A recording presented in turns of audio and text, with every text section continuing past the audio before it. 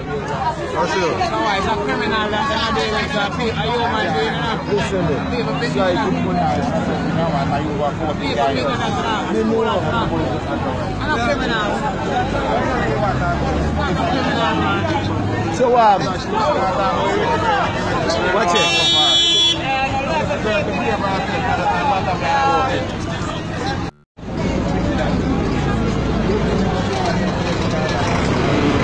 Watch it go, watch it go, watch it go. Poor little thing.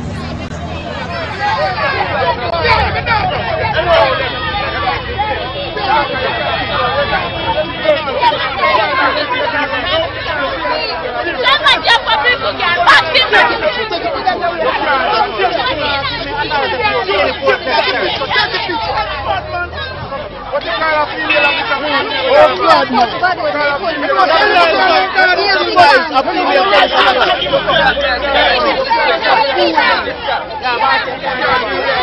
When I left the police down the corner, I'm going to them.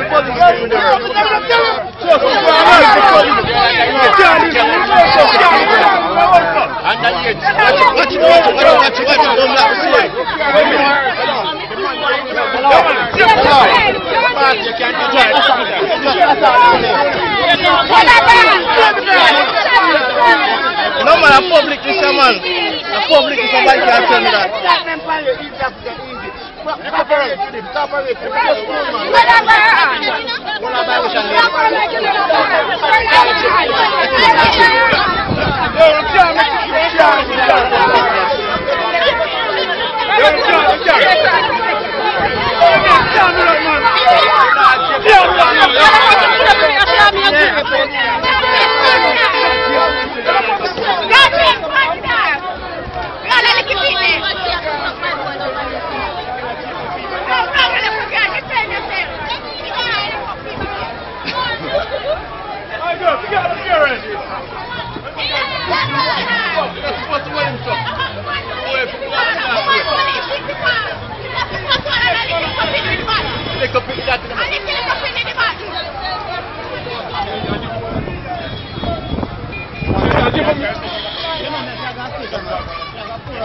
Why you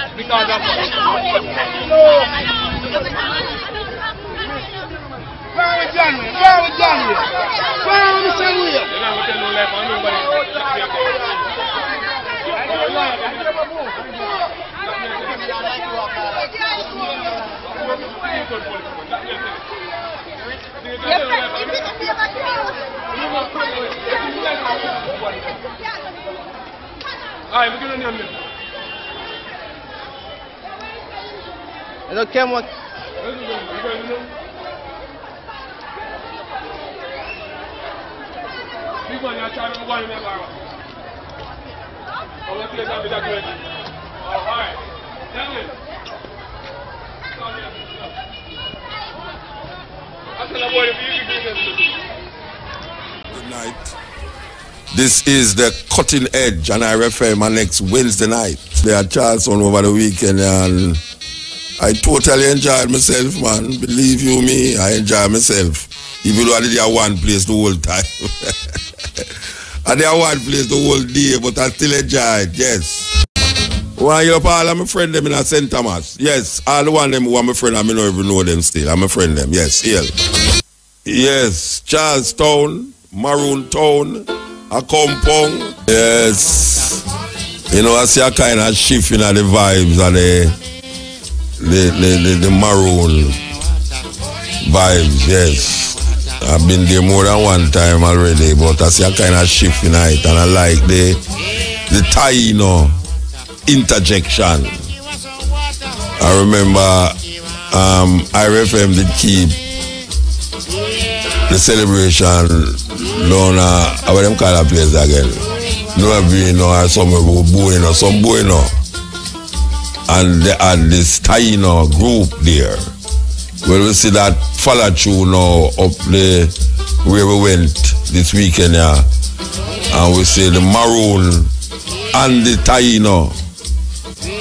And we're not going to forget now that down at the Ganja Festival in Westmoreland the other day. We saw the Rastafari region and the Native American. And that's beautiful. We love that combination.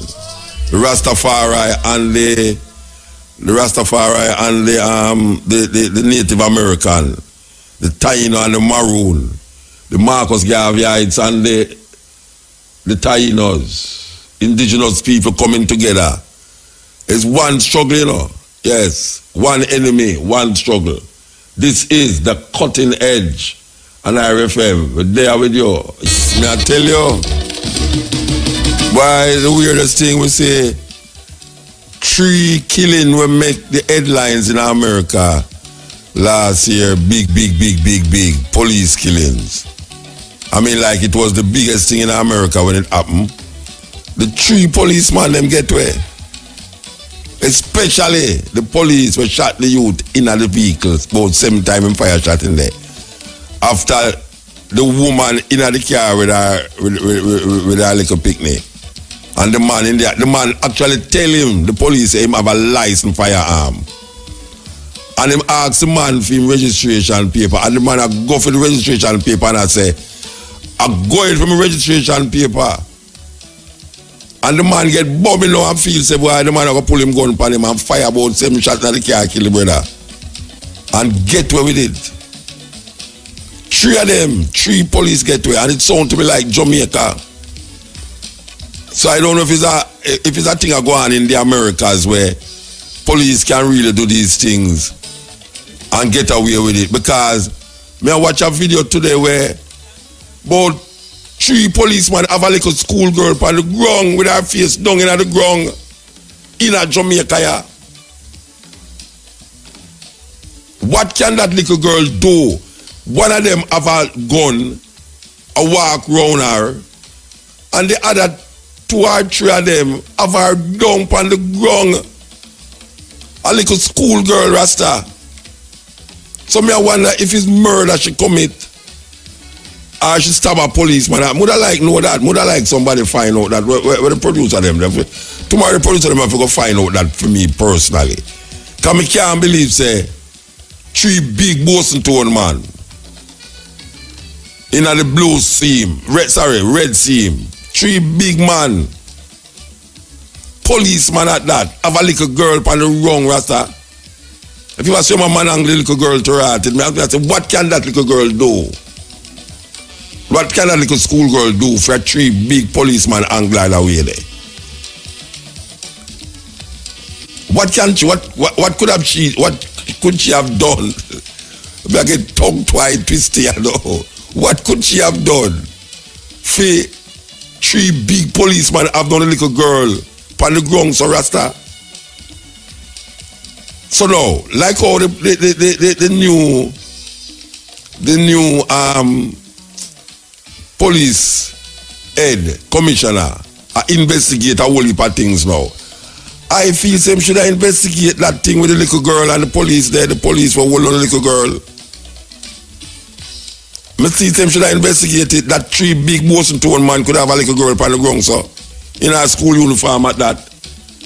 No, sir. It get away when you see them things. That's why I say all the things are going on when we are talking about crime in Jamaica. The police them angle people away. Them not angle certain people, so you know, we know that without a doubt. We not ask nobody that. Them not angle people certain way. Certain people. Them would have never do that to certain people in a certain area, coming from certain school. But them say, boy, I don't know for frightened. Don't know for frightened. But you see, for me, I know my granddaughter, police are all eye down, so them would have to go lock up the policeman there. Me I tell you, it couldn't go so. Because there's nothing when me see a little girl from school could have do where you go arrest the little girl and she go hold her down them way there. You have to be the 3 big Boston Tone man can apprehend this little girl. And maybe I know school girl, maybe she just have on a uniform, and maybe I know one school girl, you know. Because I can't believe it. Maybe I know a schoolgirl, Rasta. Believe you me. I was telling her the vibes. Believe, as you can hear, I was telling her the vibes. As we are say, you know, we hear the Minister of Culture and Gender and Sports and etc. what she is.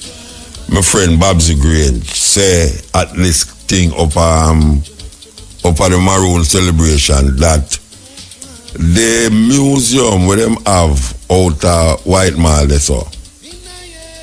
It's a long time I place there, you know. Me go there and see all of the different relics them from the Taino people. But she's telling the crowd that they found some things out there that must be preserved.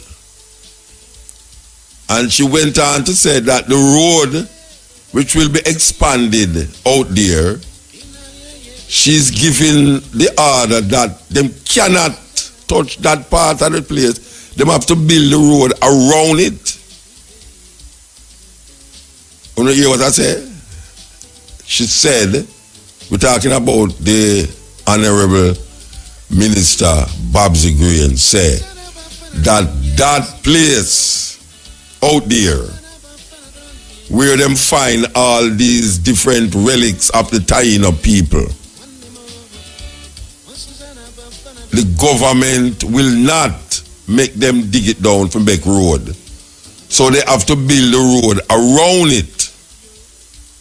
Well, I am going to watch keenly to see if that request that the government is making to whosoever is building the road, I guess it's China Harbour, to preserve the Taino legacy. Because them find some bone out there, according to what she said over the weekend, yeah. And she said that in front of the Maroons, and she said that in front of the Taino representative that was there. And she said that in front of Mutabaruka that was there. So we are very glad to see the linkage that is being made with indigenous people right down here in Jamaica. As we say, we remember that IRFM brought a group of Tainos at that celebration. I think it was the Marcus Garvey celebration too, you know, yes. And then we see now we see the Rastafari bridging them in the Ganja Festival last year at the Native American there, which I thought that was one of the most, I mean, may I tell you that scene there with the triple, I don't know if I call it though, the chillum pipe. When female, and that I have on my phone, you know, and that now come off on my phone because it long thing come off on my phone when it go on something else to preserve that. Because that is to be preserved. Where you have a Rasta man, a Rasta woman, and a Native American smoking ganja from the same pipe. From the same pipe. That you never see that in the history. A Rasta man, a Rasta woman, and a Native American in a Negril in front of hundreds of people at draw chalice on the stage with 5 ganja plant as the decor on the stage. The decoration, you can't imagine that. We have 5 ganja plant, living ganja plant, on the stage of decoration, and on the stage, drumming a guan and the chalice a bun. The Rasta man, the Rasta woman, and the Native American. That is good. Then we say the Maroon and the Taino. That is very, very, very good. May I tell you? That is something to be old when you say the Taino and the Maroons. Because we must remember that the Tainos was here as what we call natives of Jamaica. When the Spaniards come here, when the British take away this British thief back. May I tell you, the Spaniard thief Jamaica, and then the British come thief it from the Spaniards, thief from thief. And the Taino couldn't laugh because the Tainos feel it. The Tainos feel it. And the only preservation, visible preservation of the Taino legacy that is visible to Jamaicans is to them depend the money with a crocodile upon it. That is how they remember the Taino people. And most Jamaicans don't know nothing about the Taino. As a matter of fact, we call them Arawak, Indian, like we don't have no sense. We must not refer to these people as Indians because they are not Indians. The idea of Indian come about because Columbus make a mistake. He thought that he was in India. That is where he was going, you know. He thought that he was in India. The west of India. He thought that he was in the west of India. Because everybody who left Europe used to travel eastward. Him travel westward and end up on here, so. And see some people and call them Indian.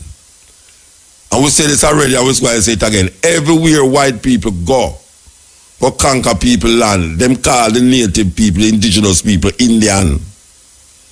They are obsessed with Indians and color. Very obsessed with Indians and color. Europeans. Them call themselves white. Them call we black and we all on it. Then we're going to hear about all yellow people and brown people. And them go to Australia. The brother when name Cook. And call the people them Aboriginal Indian. Them go to Guyana and call the people them Amerindian Indian. Them come on here so and call the people them West Indian. And them go to America and call the people them Red Indian. Red Indian. The people them is not no Red Indian and them is not no Indian neither. But you know, if you keep repeating a wrong, it eventually become right in the minds of the people who don't know. You keep repeating that wrong, continuously keep ringing and resonating in your head. And you don't know no better, so you continue to say it. So you have African people walking around the place, prefer to call themselves West Indians. I am a West Indian. Imagine that. Imagine that. You think a Chinese who born here so? You think you could have get him to come talk about him a West Indian? You think you could have get a Chinese to tell him pick say him is a West Indian? I'm good at just around the corner and laugh after you. Those Africans who came here is calling themselves Indians. Meanwhile, we who come from China maintain ourselves as Chinese. Them is not no Chinese Indian. And we know West Indian. How the hell we still call ourselves and them keep putting it in books. And the highest authority of education in Jamaica is the University of the West Indies. And who got here? West Indians. Mostly West Indians got here. No African don't go to the West Indies, University of the West Indies. It's pure West Indians got here. And we insist to perpetuate that derogative, I will call it derogative identification on ourselves. We keep identifying ourselves as how the slave master want us to identify. We now take unto ourselves the slave master identification label and calling ourselves West Indian. And if you're in a school and your teacher said, the people them from this part of the world, what are they called? John, Tell me, John, what are they called? I say, we are called, and she put it up on the paper, we are West Indians, we are Africans, or we are whatsoever they want to call brown people.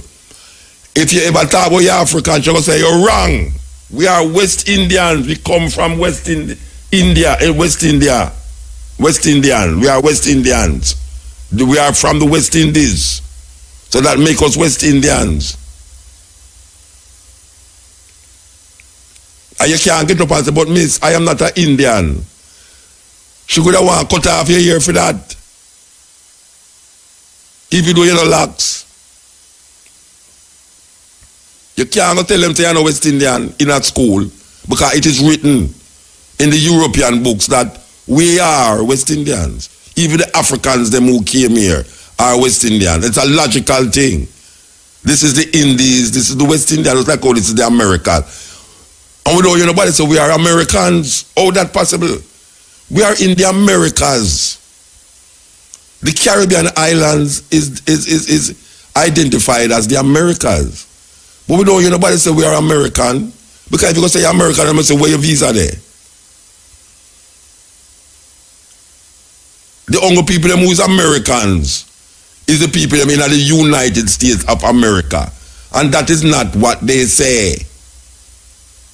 But most of us don't even know that this is the Americas.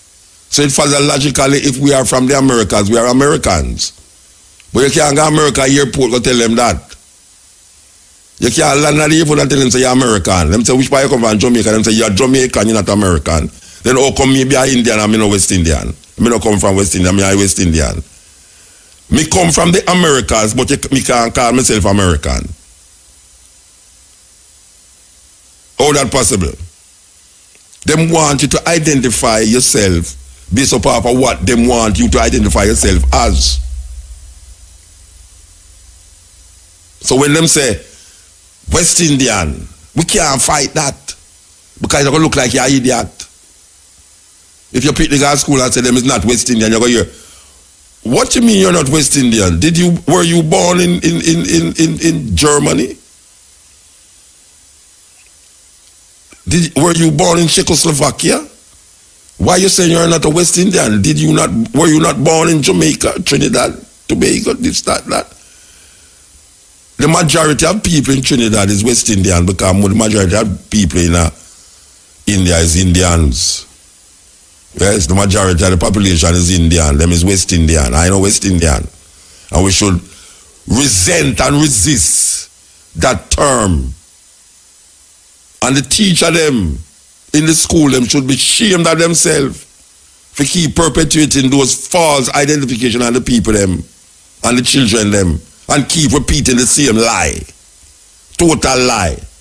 We are not West Indian. We're not West Indian. Just like how the name Taino is now bounced about. Because when I was going at school, I never know nothing about no Taino or what me know about. Or what me know about.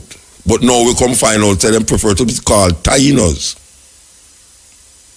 Tainos. They was here. And the Europeans come here and looking for gold. And because them can't find no gold, them send out some out there, and anyone when they come with no gold, them chop off one of them hand from the wrist. You never know that. Yeah, man, them chop off them hand from the wrist. You must go out there go get gold and find gold.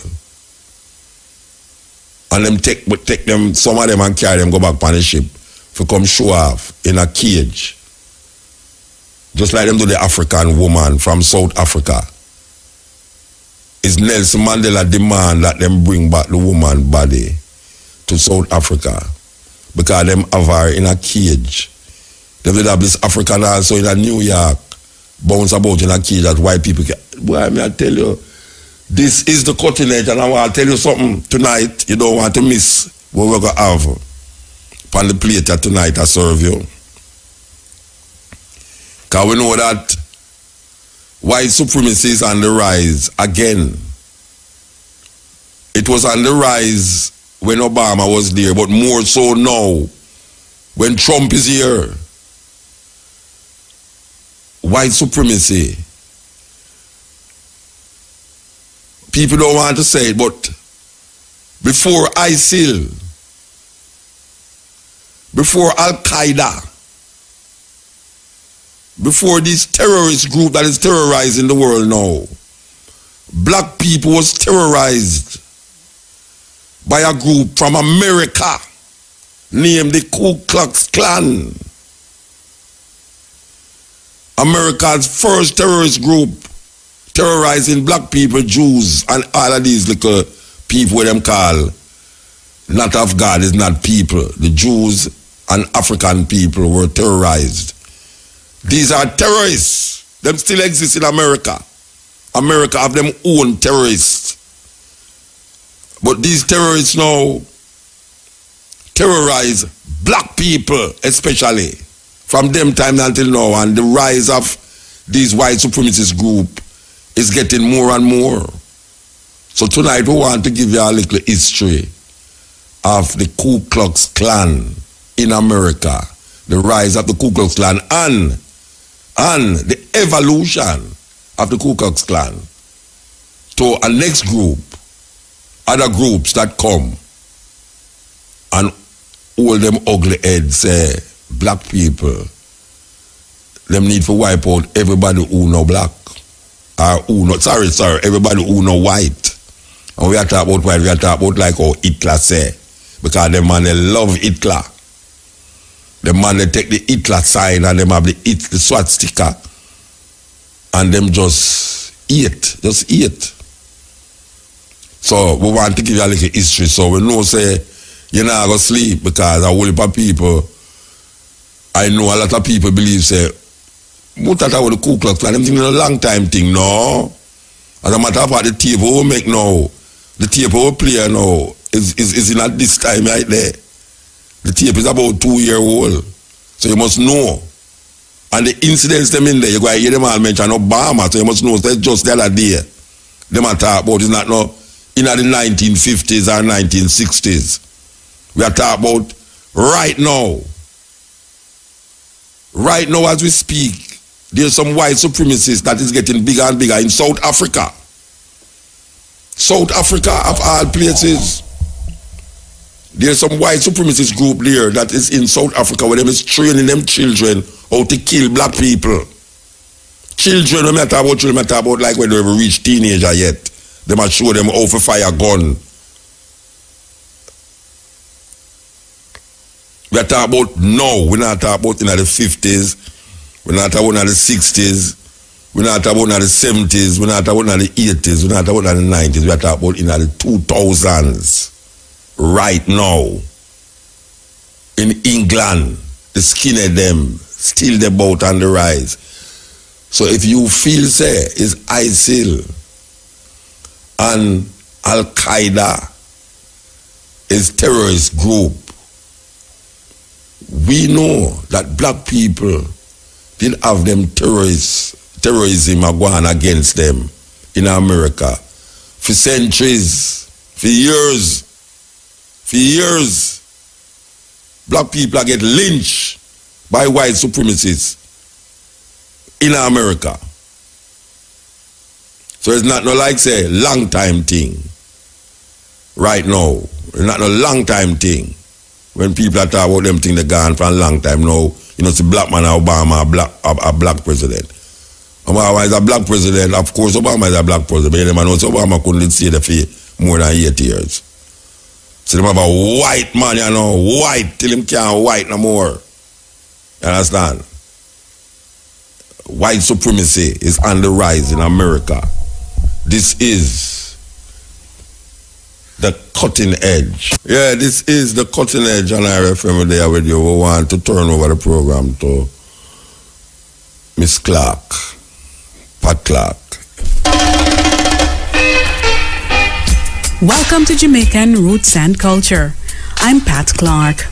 Superstitions govern many aspects of Jamaican life. Not surprisingly, the cultural influence most often cited is African. What may be unrecognized, however, is that the era with the strongest retentions surrounds death and include burial practices. Most of those beliefs are born out of fear of the unknown, fear of what happens after death and how it can affect the living. Many of the traditions surrounding death are carried out because it is believed that they will protect those left alive from the wrath of the spirit of the dead, known in Jamaica as the Duppy. If you want to hear Duppy laugh, let me tell you now, come a riverside Sunday man. Many Jamaicans believe that when a person dies, his soul goes to heaven but his spirit stays for a while. Wakes or setups are held on the 9th night following the death of a person. Even before someone dies, Jamaicans believe that there are certain omens of death, including the unusual crying of animals and the howling of dogs. If a cock crows inside a house, this is a sign that someone will die. Similarly, the sudden occurrence and abrupt end of a rain shower on a clear day and a loud knock on the door or roof for no apparent reason are taken to mean death is imminent. If two people say the same thing at the same time, it means they will die together. It is believed that if you add to a house or cut down an old tree, you must kill a goat or a chicken and shed the blood to prevent the death of someone in the house. If someone dies, all the mirrors in the room of the dead must be covered so as to prevent the reflection of the living from being cast upon the dead. This prevents the living from pining away. Some believe that water and a light must be left on in the room of the dead, and the room must remain unchanged for 9 nights. The water must be emptied each morning. To rid the house of the ghost of the dead person, you can also burn rosemary and scatter rice. Place 10 coffee beans in the room of the dead, and no duppies can enter, as they can only count to 9. In order for the spirit of the dead not to return and haunt any family member, they must all say goodbye to the corpse, and every child must be lifted and passed over the coffin while its name is being said. No tears are to fall on the body, or the ghost will return to haunt the mourner. The body should also not be kissed, or the teeth of the kisser will rot. Before the coffin leaves the house, the husband or wife of the deceased must put on a piece of black cloth with a white cross made of chalk. This is to be worn for the next 4 to 5 months. Buttons must be removed from the clothes of the dead, and the clothes must be pinned or sewn without knots, or the ghost will return. Pockets must also be sewn up, or the ghost will return and fill them with stones and harm those left alive. If you leave awake, simply touch a person who is to live with you. Do not announce it so that the duppy does not follow you home. You should also walk backwards and turn around 3 times, since duppies walk in a straight line. The body of a dead person must be taken out feet first and through the front door. If the back door is used, the spirit of the dead will not leave the house. As soon as the dead body is taken out of a room, the room must be swept. There are certain superstitions surrounding grave digging and burials. Either one man or an odd number of men should dig the grave. After the digger makes the first dig, he should drink some rum. The grave must be dug east to west and the body placed to face the sun. When filling the grave, the diggers must stand with their backs to the grave and throw dirt in backwards between their legs to prevent the ghost from following them home. A calabash tree should be planted at the head and the foot of the grave. Duppies are said to live in the roots of cotton trees, bamboo thickets, or in abandoned buildings. Duppies can take on the shape of humans or animals and are also able to change themselves into different forms. They can talk, laugh, sing, cook, smoke, and generally do anything a living human can. If you believe you are being followed by a duppy, stop and mark an X on the ground, and since they can only count to 9, they will spend the night trying to count to 10. X is the Roman symbol for 10. Do not speak to a duppy immediately or it will hurt you. If the duppy is wearing black, he is harmless, but if the duppy is wearing white, it is dangerous.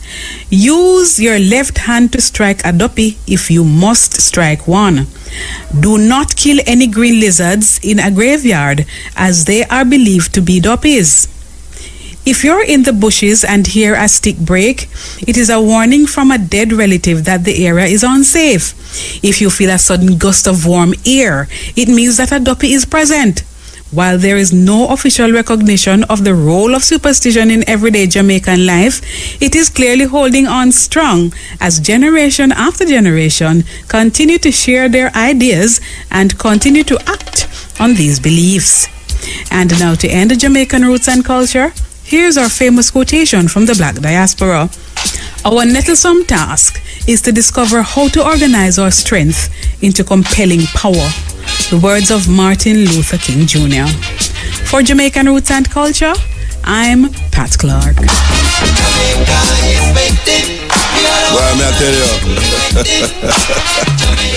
Pat Clark, no, may I tell you? That one they tap the whole of them, trust me. No, that one they rough. Believe you me. That exploration there, that duppy, rough man. I start feel like me I want No, that's why I'm going to play back that one. No, we can't play it back today. I'm going to play it back tomorrow. Trust me. I'm going to play it back tomorrow when no people are afraid if they hear that in the day. No, believe you me, superstition is something else, man. Every group of people have some superstitious thing about them, you know. And you know, so all about them thing there embedded in a fear, you know. Fear of the unknown. Yes, when you don't know something, you know, anything goes. You conjure up all things that don't exist. Fear. The greatest fear is fear itself, man. The greatest fear is fear itself. And people just fear. You know, you're like duppy. You know the way you can't tell us out. You know, say, me 8-year-old when my father dead, you know. I mean, remember the funeral quite well at Jonestown, Love Street, where them have the coffin in the yard, you know, and them pass me over the coffin. Me don't know what the hell them are do more than them have, and it's a part of the whole traditional thing where them pass you over coffin. And me I hear Pat just talk about it a while ago, say you pass to pick me over the coffin. And me I tell you, what the hell that is for? The man dead. But guess what? It's a religion help to perpetuate these superstitious beliefs. Yes. These religious beliefs help to perpetuate, whether it coming from Africa, Asia, Europe, or in the Caribbean or so, it help to perpetuate those like a superstitious belief that people get scared and fearful. Yeah, man. Me know a man who live in a cemetery and him family and everybody live in the cemetery for years and him never see a duppy yet. And the place where him live, some of the grave them have all who you can look down in the bottom of the grave. Never see a duppy yet. And them pick them live in there and go school and everywhere and come home back from work and eat them dinner and breakfast and this and that. Celebrate Christmas in the graveyard. And them never see a duppy yet. And if duppy are all the things that human beings can do, what the hell is death then? Maybe it's dead, we dead here so now, and don't even know it. Maybe the whole of we is living dead. Because I don't say our duppy cannot drink things out of my fridge. That means him physical. Him physical. If him a drink physical things, him physical. Because my perception of duppy, you know, if him a drink milk, it's supposed to run right out and drop on the ground. Him not supposed to can hold a buckle in him hand. Or she. The duppy not supposed to can hold buckle. And the duppy not supposed to can walk through wall. But they must tell you, say, well, right, Muta, you're seeing things with the physical eye. You must see it with the spirit eye. Well, I don't want to see those things with the spirit eye, you know. Because the only thing I'm afraid for at night time, you know, is to see a man come on with an M16 gun, point at me. That's what I'm afraid of. I see a duppy, I go laugh, and run him. Because duppy can't frighten duppy. I just saw it go. This is the cutting edge. Yes, this is the cutting edge on RFM. So we'll tell you, say we're going to play this tape here. I want to listen to it because, as I say, it's not no historical tape, you know. It's a tape where I tell you about now. like right now. Not a historical tape. Okay, it tell you about history, but it links the history with what is happening now in America. All right, here we go.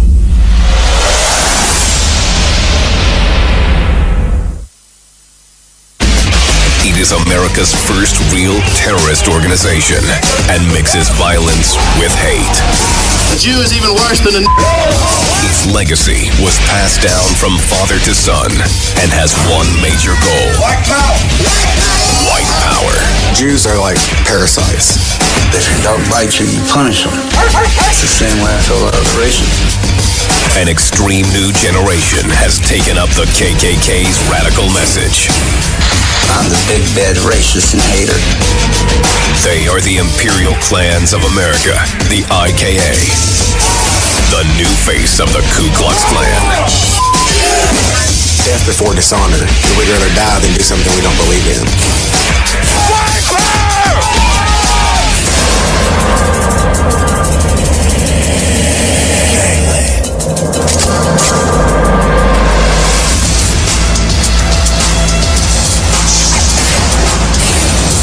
Louisville, home of the Kentucky Derby.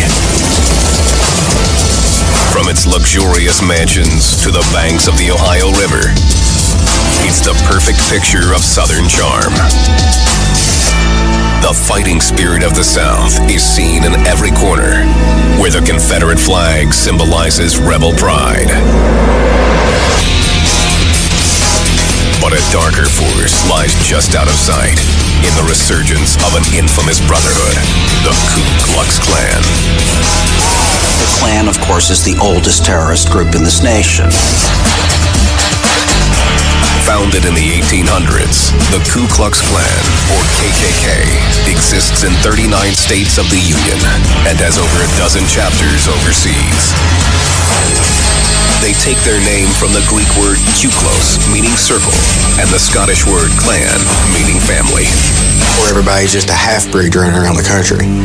And nobody's white, nobody's black, nobody's Mexican, everybody's half, all this.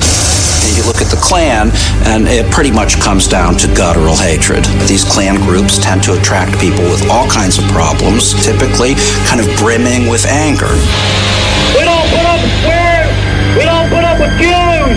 We sure damn ain't gonna put up with you. Rock fire! 34 chapters now claim the Klan's mantle. One of the KKK's strongest factions is the Imperial Clans of America, or IKA, holding rank as the second largest Klan organization in the United States. Like the Klan, the IKA considers itself a Christian organization and says the Bible backs up their hateful beliefs.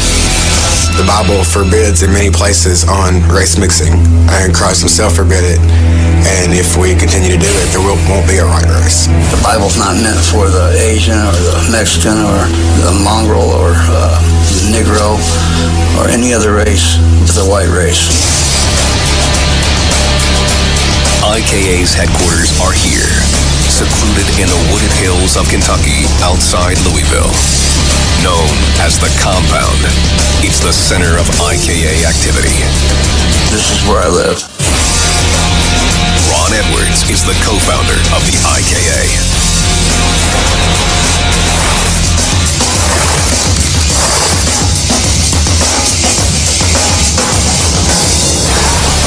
Edwards believes that a bigger clan means more muscle to achieve white supremacy in America.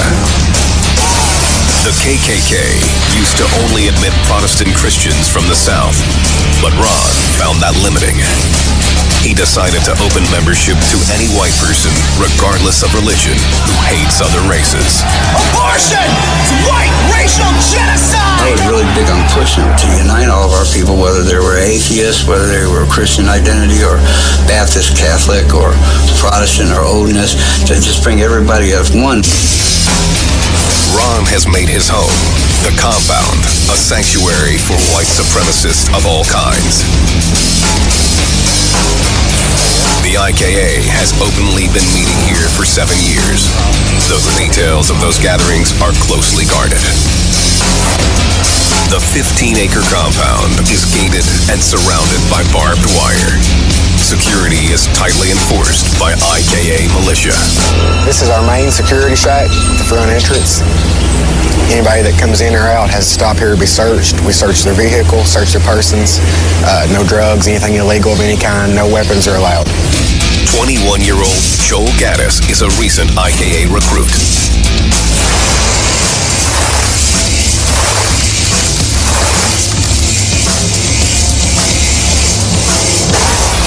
Raised Methodist, Joel joined the Klan at age 19. He was attracted by Ron Edwards' open philosophy. I had looked through some different groups. I like the IKA's ideals and beliefs the most. He quickly climbed the ladder of the IKA to a position known as Nighthawk.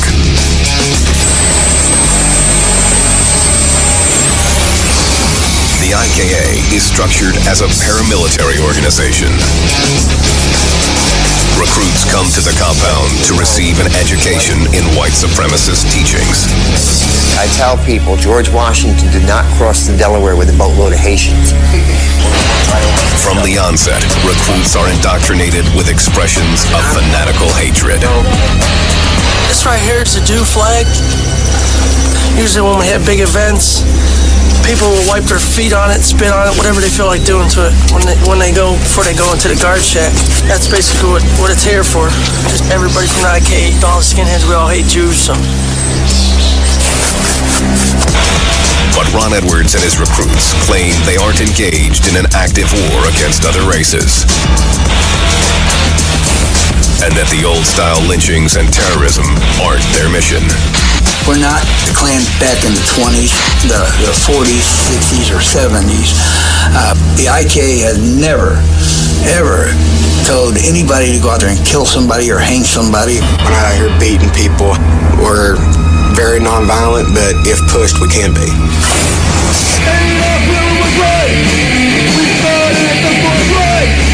Every year, hundreds of Klansmen, skinheads, and other white supremacists flock to the IKA's headquarters to prepare them for the ultimate race war and celebrate white power. Anybody that hates a Jew and a queer is down for us. In a 3-day event called Nordic Fest. IKA recruiters actively work the crowds, selling them on the Klan's new face. So let's keep recruiting so that if they do decide to mess with us, we can take out more of them. It's really been considered the skinhead Klan. 27-year-old Jared Hensley used to be one of those recruiters.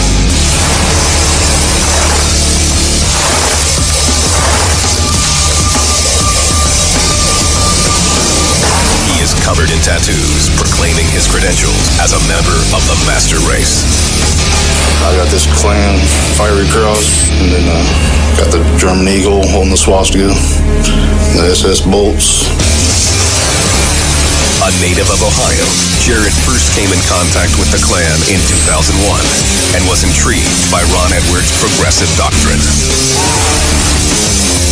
They had both parts in there, it was the skinhead and the Klan into one organization, so that's what appealed to me. That same year, Jared joined the IKA and became one of Ron Edwards' most dedicated and trusted members. But his support of the IKA's vision would take a violent turn on a southern summer night. Brandenburg, Kentucky, 40 miles outside of Louisville. It was July 2006. Jared Hensley and 3 other Klan members, Andrew Watkins, Josh Cowles, and Matt Roberts, were aggressively recruiting new IKA members at the Meade County Fair. All 4 of these individuals had criminal records. 3 of them had records for violent assaults on people. The men worked the fair hard, passing out pamphlets and making sure people knew they were with the Klan. As they recruited, they noticed a teenaged couple having an argument. To the Klansmen, the girl looked white. But her boyfriend, 16-year-old Jordan Gruber, looked Latino. Jared and Andrew Watkins broke up the argument, then turned their attention to the young boy. A fight pursued, happened to be a non-white. We just got arrested. Jared refuses to reveal more about the incident on camera. But according to police reports, Jared and another IKA member knocked Gruber to the ground and started beating and kicking him with steel-toed boots. It shows the brazenness of his attack. It was in public, at a county fair, that had cops everywhere. Morris Dees is the founder of the Southern Poverty Law Center, or SPLC. They track and prosecute hate groups across the country. And when the police came up and arrested these guys, Watkins said, "Hey, look, why are you arresting me? That's the illegal spick over there on the ground." Gruber was taken to the hospital with a broken jaw and arm, cracked ribs, and multiple cuts and bruises. Back at IKA headquarters, Ron Edwards was called and told about the attack involving his members. I didn't know that they were there. Ron Edwards said he had nothing to do with the attack. Others disagree. Even though Ron Edwards did not send them to this specific fair, he was still responsible. What happened next would threaten the IKA's very existence. Louisville, Kentucky. Home to the most exciting 2 minutes in horse racing. Home also to a new faction of the Ku Klux Klan, known as the IKA, Imperial Klans of America. The group has combined some of the KKK's oldest traditions with its own philosophy. The white race must be preserved and protected. The white race is the only race that has tried to breed itself out of existence. The Bible forbids in many places on race mixing, and if we continue to do it, there won't be a white race. This radical solidarity and fervent belief that only white makes right directly links the modern IKA to its hooded forebears. The KKK dates back to the Civil War. In 1865, it was founded by veterans of the Confederate Army in Tennessee. They fought against Reconstruction and any form of equal rights for blacks. The Klan's base grew in the southern U.S. and became notorious for lynchings, arson, and assaults. The Klan was responsible for, on the one hand, rolling back radical Reconstruction and essentially making the imposition of Jim Crow laws possible. In 1871, the KKK was outlawed by Congress and went into hiding. But it resurfaced after World War I as European immigrants poured into the U.S. In the 1920s, it became very powerful politically, not only with regard to black people. Of course, the Klan in the 20s grew to a membership of almost 4 million people. As the Klan grew, so did its lust for violence. May 31st, 1921, Tulsa, Oklahoma. A black man was accused of attacking a white woman. An angry mob, including Klan members, stormed an all-black neighborhood and began looting and burning businesses and homes. 26 blacks were murdered, along with 10 whites. 35 of Tulsa's city blocks were left in ruins. Less than 3 months later, the KKK held its first public rally in Tulsa. The Klan's numbers dropped during the Depression and World War II, but resurfaced during the Civil Rights Movement of the 50s and 60s. The Klan justified its actions with the worst racist stereotypes. Negroes were raping a lot of white women, and basically they were making a farce out of the Southern way of life and doing a lot of bad things.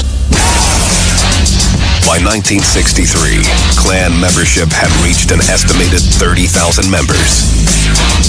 That same year, the KKK firebombed a Baptist church in Birmingham, Alabama, killing 4 young girls. The crime shocked the nation, causing the FBI to target the hate group. By 1974, the KKK's numbers plummeted to 1,500. But that didn't stop the Klan from unleashing another brazen act of terror. In 1981, 2 Klansmen in Mobile, Alabama, abducted and lynched a 19-year-old black man in retaliation for the unsolved murder of a white policeman. The public was horrified. The Klansmen were brought to trial and found guilty. One was sent to prison for life. The other executed. Across the country, the KKK's membership dropped again. It is a scattered collection of little tiny groups, some 34, 35 different named Klan organizations, all of which say, we are the one true Klan and these other ones are all interlopers and fakers. Yeah, this is the Cutting Edge on IRFM there. We're going to continue this Ku Klux Klan journey or so. Yes. Here we go now. I can say if we're on the right track. Okay. Brandenburg, Kentucky, 40 miles outside of Louisville. It was July 2006. Jared Hensley and 3 other Klan members, Andrew Watkins, Josh Cowles, and Matt Roberts, were aggressively recruiting new IKA members at the Meade County Fair. All 4 of these individuals had criminal records. 3 of them had records for violent assaults on people. The men worked the fair hard, passing out pamphlets and making sure people knew they were with the Klan. As they recruited, they noticed a teenaged couple having an argument. To the Klansmen, the girl looked white, but her boyfriend, 16-year-old Jordan Gruber, looked Latino. Jared and Andrew Watkins broke up the argument, then turned their attention to the young boy. A fight pursued, happened to be a non-white, and we just got arrested. Jared refuses to reveal more about the incident on camera. But according to police reports, Jared and another IKA member knocked Gruber to the ground and started beating and kicking him with steel-toed boots. It shows the brazenness of his attack. It was in public, at a county fair, that had cops everywhere. Morris Dees is the founder of the Southern Poverty Law Center, or SPLC. They track and prosecute hate groups across the country. And when the police came up and arrested these guys, Watkins said, "Hey, look, why are you arresting me? That's the illegal spick over there on the ground."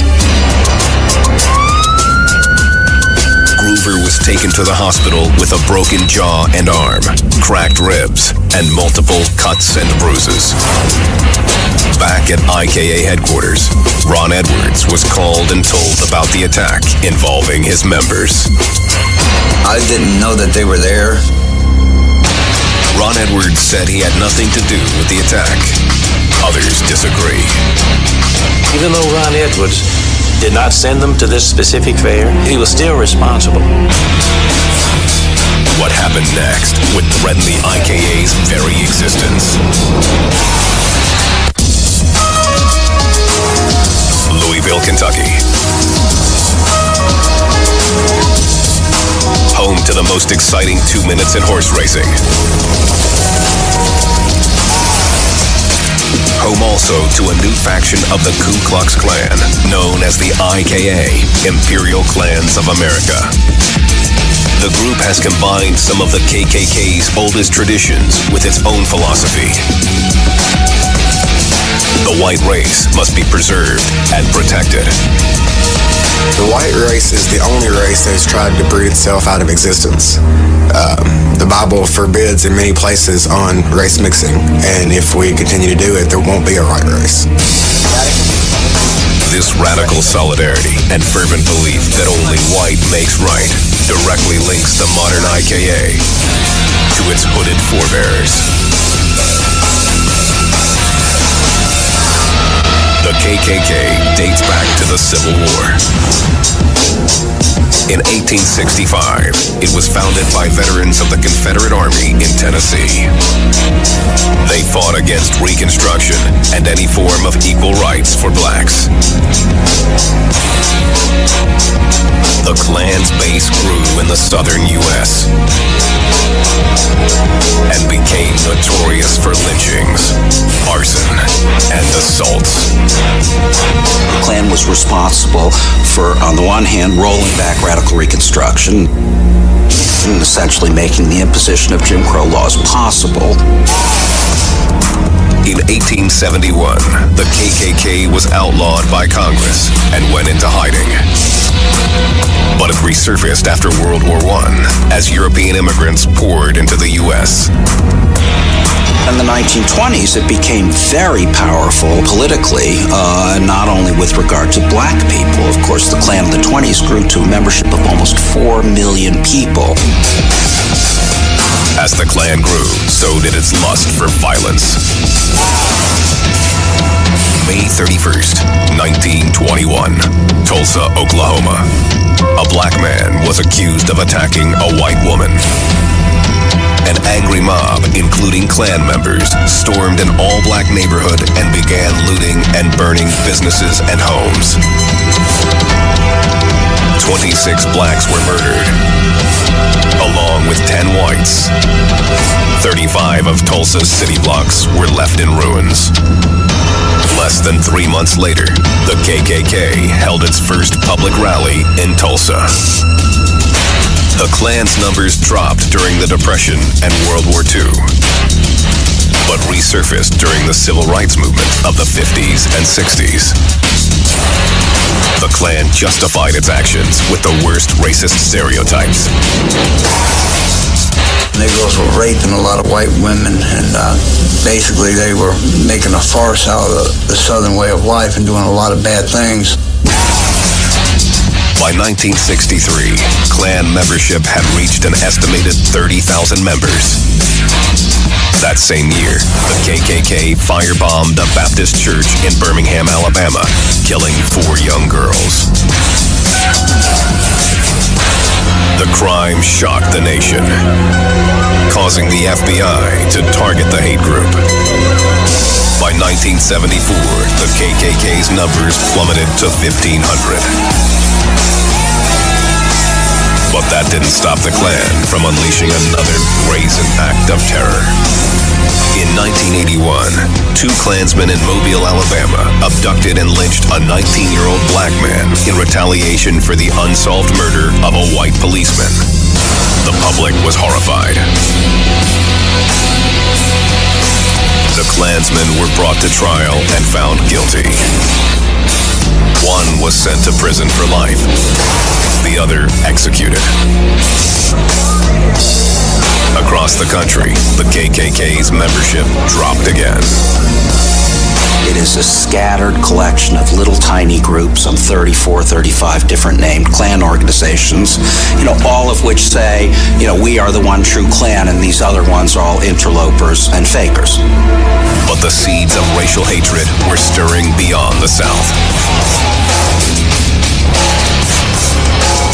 In the early 1980s, Ron Edwards and his family were living near the Humboldt Park neighborhood on Chicago's west side.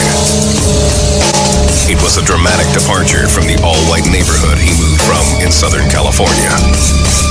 It was like a ghetto. It's a really dangerous neighborhood. He experienced firsthand the violence between Hispanic and white gangs. I had to fight one day, a bunch of Latin Kings all the way home, and I had never had nothing against any other races, but all of a sudden then I'm seeing that I'm constantly being attacked for being white, and that's basically what it was. At 15, he joined a neighborhood gang with white supremacist leanings. I come home with bullet holes on my car window from Puerto Ricans and driving home from work. They tried to shoot me, stabbed 9 times. I got stabbed 3 times with an ice pick. I got stabbed in the skull, 38 stitches, cut my ear in half. Then, in 1986, Ron's 20-year-old brother, Billy, got in a fight with Hispanic gang members. He was picking his girlfriend up, and they come out there and they started fighting. Billy was whipping 3 of them, and one shot the car with a 45 and shot him in the chest with 32. Billy died in the hospital later that night. He was like the love of my life, and he was so close to me. And when he died, it just, tore a hole in my heart. I kind of lost my head for almost a year. Hardened by grief, Ron turned to the Klan in 1989 to seek vengeance for his brother's death. And I seen this program called Race and Reason on public access TV. There are plenty of nasty Jews out there. Let's have a little white power here. And it's the Klan, they were talking about certain things. White power. Hell the order! Ron joined the gang, embracing the ideology of the Ku Klux Klan, that whites were the chosen people, and that the white man had to band together or risk extinction through racial mixing. You gotta be in the Klan to be able to be anything. In 1991, Ron moved to Kentucky, where the Klan had maintained a strong influence. There, he quickly moved up the ranks of the Federation of Klans, or FOK. Because this country needs an enema. 5 years later, though, the FOK disbanded because of internal dissension. But Ron refused to abandon his vision of an all-white America. I said, well, I didn't join the Klan to sit in a rocking chair the rest of my life and just, I said, I joined because I believed in this. Later that year, Ron met with several high-ranking FOK members. We set up a meeting in Paducah, Kentucky, and people come from, I think, 14 different states. They decided to form the IKA, a new Klan that would survive and thrive into the 21st century. Ron was voted in to lead the IKA as Imperial Wizard.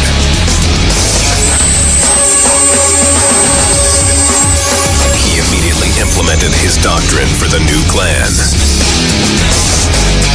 Ron believed there was strength in numbers. He convinced his fellow Klansmen that all white supremacists should join together under the IKA banner. I kept telling them we have to have unity. We have to have unity. We'll take neo-Nazis, conservative, Klan, whatever. It's that all whites should work together as a main goal. In September 1997, the IKA went public with a rally in Eddyville, Kentucky. But Ron had a vision to take the public face of the IKA and move it underground. If you go to a public rally, it's not doing no good. It just makes you look bad. So if you have a private rally, you control who comes.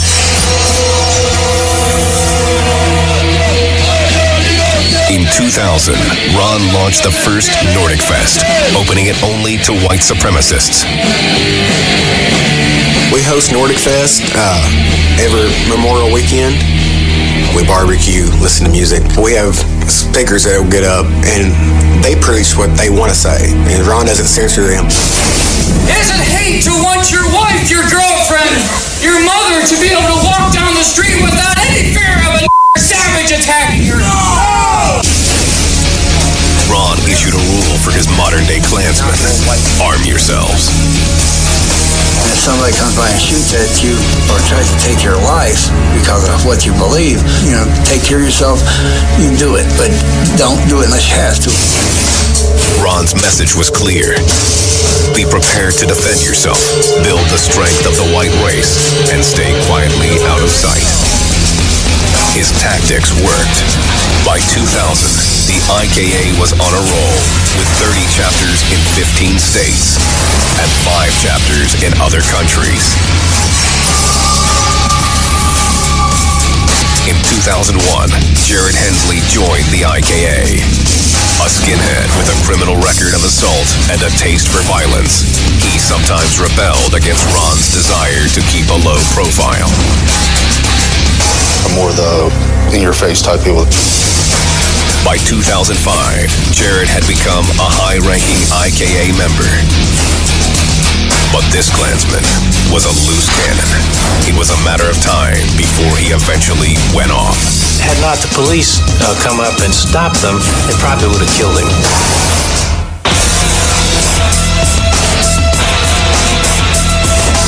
The Imperial Clans of America, or IKA, the second largest Klan organization in the United States. Their heavily guarded headquarters are in the backwoods of Kentucky, outside Louisville. There, the new face of the KKK is preparing for battle against non-whites. Sooner or later, this country is going to have a civil war here. And we're probably picking up more members than normal because of certain situations, whether it's immigration or Obama. You know. Country's in a powder keg state right now. Everything's so tense that the slightest thing could set off even a race war. All the groups will go up. The new Klan believes its ultimate enemy is a shadow government run by a Jewish group called ZOG. ZOG stands for Zionist Occupied Government. That is the belief that the Jews run the government and the federal bank and media control the country. Why do you hate me? The IKA thinks that the white race is under attack, and they must band together to destroy ZOG, or they will face extinction. We're headed downhill fast, and if we don't do something, we're out of luck. IKA gang members take cues from the military with their dress. The IKA wear BDUs. We don't wear robes like most other clans wear. I mean, we do wear a robe, but that's just for ceremonies only. Also like the military, IKA uniforms come equipped with firepower. Armed Nighthawks, or guards, are spotted all over the compound. They are an important link in the IKA's strict hierarchy. The order is defined by secret titles that date back more than a century. The chief officer of the IKA is the Imperial Wizard, Ron Edwards. He's the emperor, which would be, he's in charge of wherever the IKA is, whether it's in the United States or Europe. Next in line, the Imperial Claylin, the IKA's version of the vice president. And if something happened to the Imperial Wizard, then he would step up and take it. Beneath the Claylin are Grand Dragons in charge of a realm or state. Grand Titans are the head of a district within the state. Below them are Giants, then Exalted Cyclops, who head local Claverns. Used to be churches or a cave or a courthouse or a barn where nobody knew where the Klan was meeting at the time. Secrecy has long been part of the Klan's identity, and the IKA is no exception. They have a treasurer for bookkeeping, but he keeps his records just long enough to memorize them. They burn it right after, that's it right there, so they know, and they don't keep no records of anything. But there are ways that IKA members announce their affiliation to the world, including their ink. That's heritage and beliefs. It's not put there to solely intimidate others, but this is what we believe, and we wear it to show that we're proud of what we believe. Imperial Clans of America, 33-6. Most members have the sign 33-6 tattooed onto their body. When the state police ask me, I always tell them it's my lucky number. But it's basically a clan code. K is the 11th letter of the alphabet. 3 11s equals 33, which equals KKK. The 6 stands for the 6th generation of the Klan, which is how the IKA identifies itself in the gang's history. Which stands for the Knights of the Ku Klux Klan. Yeah, this is the Cutting Edge on RFM. We're there with you, may I tell you, revealing something. If you think the Ku Klux Klan was dead, think again. Believe you me, it is on the rise and it spread all in England. The skinhead, them still about. Live and live with colors. Shouldn't even say color, because them don't work with that color. So you we are saying now, 12 o'clock in Jamaica. Join us with respect. Cutting Edge! 12 o'clock in Jamaica. Listening to all our meds. You know here. Cutting Edge. The edge. The edge. The red circle is the blood of white people. The white field is the Caucasian race. Underneath the shield are Roman fasces, a weapon of bundled rods. The rods represent unity. One can be broken, but together they are indestructible. The IK crest here, and usually only patch holders are allowed to have the crest. That shows that they're more dedicated, loyal, and they're taking a note to be around the rest of their life. So that's why I have that one. IKA recruitment is extremely selective. Candidates must fill out an extensive application, giving background information about themselves and they must swear to be Caucasian and that they haven't been part of an interracial relationship. If accepted, they become a ghoul. Everybody has a minimum year before they're knighted and such that you're constantly tested and you learn. You have to learn thoroughly about the history and the religious side of it before you're a full member. Ghouls pledge to keep their criminal records clean, to stay off drugs, and to prepare their mind and body for the race wars to come. They remain ghouls until the Imperial Wizard thinks they're ready to become full Klansmen. Basically, you work your way up, and the more you do and the longer you're around, the more respect you get, and you earn higher ranks. All members pay yearly dues of $40, which support the Klan's operations, including Nordic Fest.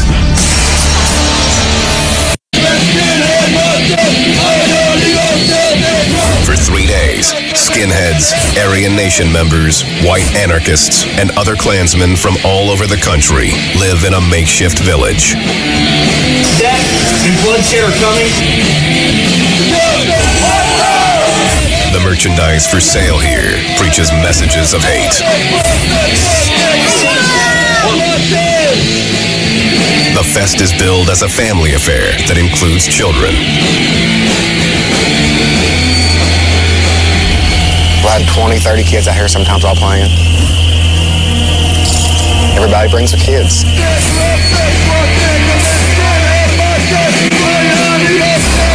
The festival culminates in a cross and swastika lighting.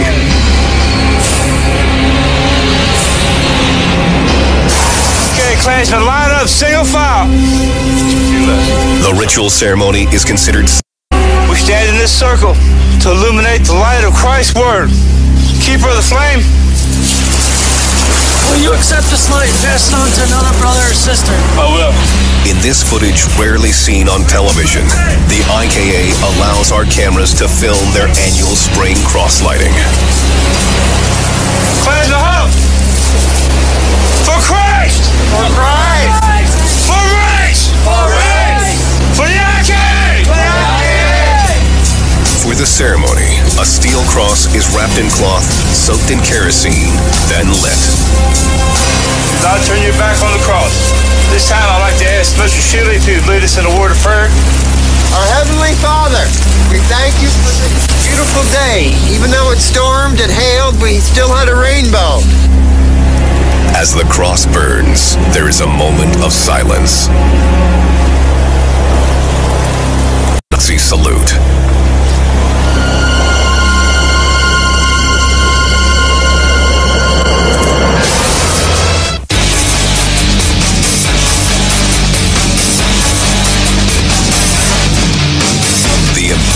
Klans of America. The IKA. One of the country's most powerful white supremacist groups. And the new face of the Ku Klux Klan.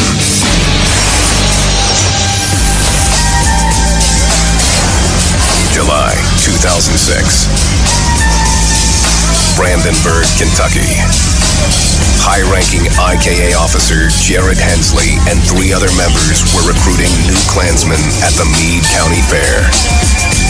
Once you come out of the probation period and become a patch holder, you're a leader amongst yourself. So, and even the probate members, we try to have them recruit.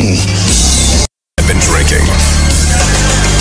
Near the concession stands, they came across 16-year-old Jordan Groover. Jordan was olive-skinned and looked Latino to the IKA members. The gang claims the Native American teen was arguing with his white girlfriend. They saw him, they walked over to him, they taunted him, they threw whiskey in his face. They threw him to the ground. 2 of them kicked him in the head, busted his jaw, cracked some ribs, and had not the police come up and stopped them, they probably would have killed him. Jared and his accomplice were arrested for the crime on the spot. They both pled guilty to assault and were sentenced to 3 years in prison. For Jared, prison was a shock. You're told what to do, when to do it, how to do it, when to wake up, when you can eat, what to eat. Jared ended up serving only 2 years.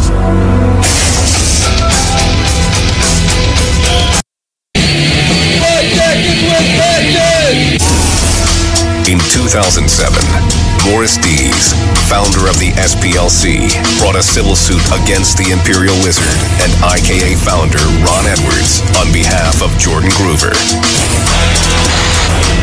It sought $6 million in damages.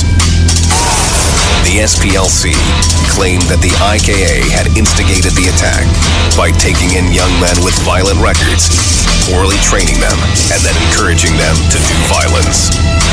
I say white power, hell Dixie, in 88. We had to convince the jury that even though Ron Edwards did not send them to this specific fair, even though he did not know they were going, he didn't tell them to beat anybody up, that he was still responsible. Ron Edwards decided to represent himself. I wish I was a lawyer just like him to traumatize. For a lawyer, but says he couldn't find one who would represent him. If you can't produce his evidence, you can't say it in an opening statement. And I tried a lot of lawyers. I even laid $10,000 that I borrowed on a lawyer's desk to even try to retain him, and he told me that he would not represent the Klan. Ron maintained that he was not responsible. He felt that he would not be held liable because he was naive enough to think that because he didn't know they were going to be there, that he wasn't liable. I did not even know they were there. As the trial progressed, Ron's inexperienced self-defense weakened. The IK should be held responsible for what? Object, Your Honor. Okay. Object, Your Honor. Sustained.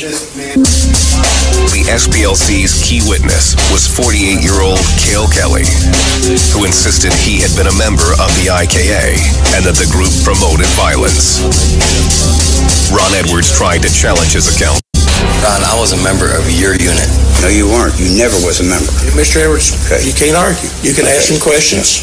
Okay, I object. Okay. You can't object. Okay. You can ask him questions, and you have to take his answer. I was going to, when they tried me, just sit there and not say nothing. Just sit there at the bench and not say a word. The judge called me up. I said, sorry, Your Honor, I don't know how to do any of this. Mr. Edwards, when you ask a question, yes, he answers it. Yes. But you don't comment on the answer. Okay, we have an understanding there? But I didn't. I just didn't know. I'm not a lawyer. I have no further questions. He's fine. The trial lasted 3 days. If these men assaulted a white man, would this case be heard today in this courtroom? I thank you. The jury deliberated for 7 hours, then returned its verdict. Is this the verdict that's just been handed to me? In favor of the SPLC.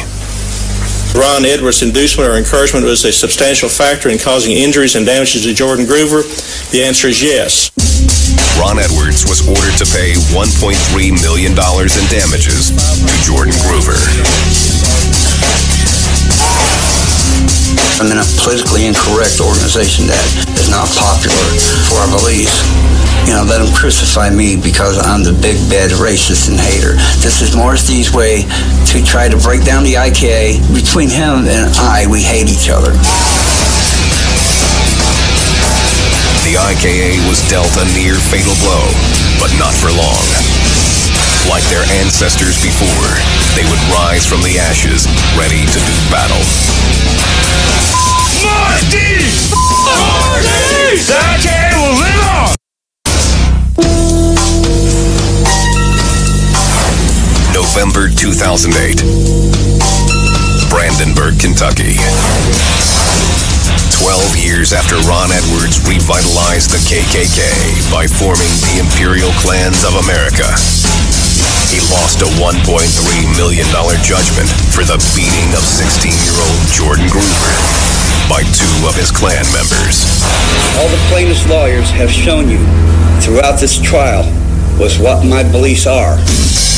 Ron stepped down as Imperial Wizard, but he still lives at the IKA compound outside of Louisville and consults for the group. I'm always going to believe in the Klan and I'm always going to work for it, but I basically want to just let somebody else take the lead. Ron is appealing the court's decision, and in spite of the damaging lawsuit by the Southern Poverty Law Center, Ron says the beliefs. We're seeing a kind of perfect storm of factors that favor the recruitment possibilities of these groups. Continuing high levels of non-white immigration, the worsening economy, and then the election of Barack Obama as president.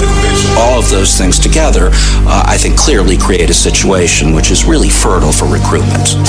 People get depressed, you know, they want to be with people like them. That's when they'll seek out groups like us that support brotherhood. When people don't have food, they don't have jobs, they don't have water, they have hungry children, there's going to be a lot of chaos. So I like to know who my friends are, so would the IKA. The IKA, but membership in similar hate groups rose by 54% from 2000 to 2008. In April 2009, the Department of Homeland Security issued a warning that right-wing groups were gaining recruits and momentum, raising the specter of increased domestic terrorism. Gun sales to private citizens have risen across the country. One of my friends went to a gun shoot a couple weeks ago. He said that place was packed to get in there, and citizens buying guns left and right.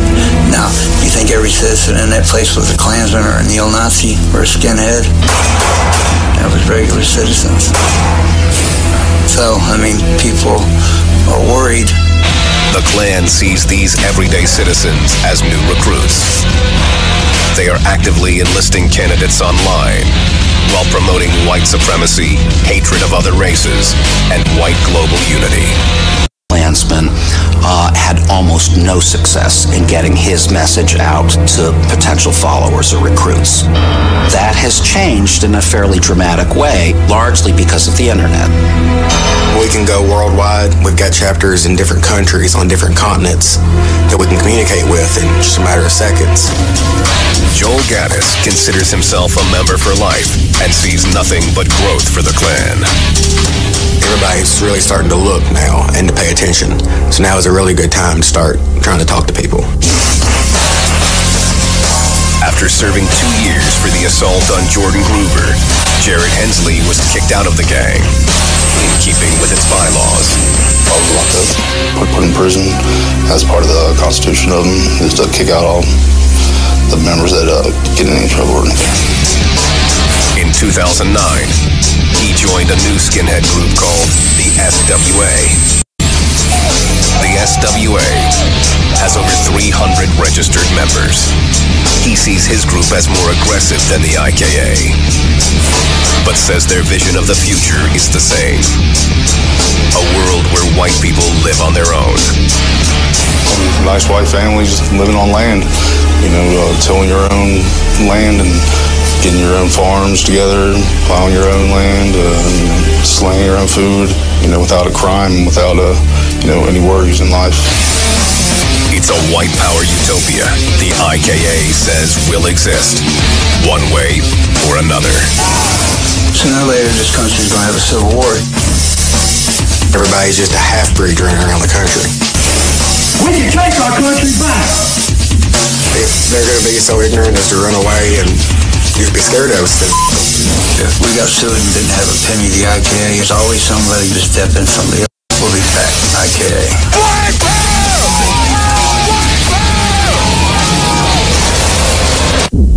REFM, thought-provoking, always smoking, lyrics like a bazooka. You are listening to Mutabaruka. Continent with Mutabaruka. We are listening to our meds. You know here, continent, the end, the end. I'm forward it, you know, we can't bother play there. So, may I tell you, the more things change, the more them remain the same. So when we attack on the radio, them we hear, and people are say, we're living in a new time now and a new dispensation now. Those things that you're talking about is long time thing. Them things that happen again. You know, see a black president now, and you know, say black people are do this and black people are do that. Look here. Look here. The power of the world economically, politically, socially, sexually, and all the other alleys them you can go into is controlled by one group of people. The richest, I can tell you, man, the three richest, and I'm talking about the richest trillionaires, the Rothschild, control most of the banking system around the back. You have Bill Gates, you have Buffett. I mean, really, when you look upon how the world set now, the economical, political, social, sexual, religious is controlled by white people. That's why when we talk about racism, we have to watch how we use the term racist. And I talk about reverse racism. Racism and prejudice is two different words. Racism and prejudice is two different words. So when we talk about prejudice, like everyone away is prejudice. I already know something. For instance, Trinidad and Jamaica are play a football match. Because is nationalistic. Trinidad and a white team are player. You want Trinidad to win even though Jamaica just beat them. But you want Trinidad to beat because you say, oh, them white boy, we don't want them win, Rasta. We don't want them win. You understand? Them kind of way there. Two man a box on television. And you don't know the two man them, you know. From Adams, you don't know them. But one is white and one is black. You instinctively want the black man to win. That is prejudice. Racism, on the other hand, is where one nation use power to decide the other nation's means and methodology. In other words, your social, political, religious, spiritual, economical, all of those advancement through your political, social, religious, or otherwise. That is racism. That is racism. Racism don't just come out because a man look over this and say, you don't want a white boy to come over there, you know. Yeah, a man and say, well, you're racist. No. That is prejudice. Just like one man and say, well, right now, I don't want a no teeth girl, you know. You know, see it. I don't want no girl come hold on for me with them whole heap of make down for them face. You know them way there. It's a prejudice thing. You know, see it. But when a man know I go say, you see, you economically decide. We are going to decide how you spend your money, what you spend your money on, and where you spend your money. That is in relationship to one group of people who is white, defining a next group of people who them call black. You don't have no power over white people. At least we don't have no power over white people to decide them economical, social, political well-being. We don't have that power.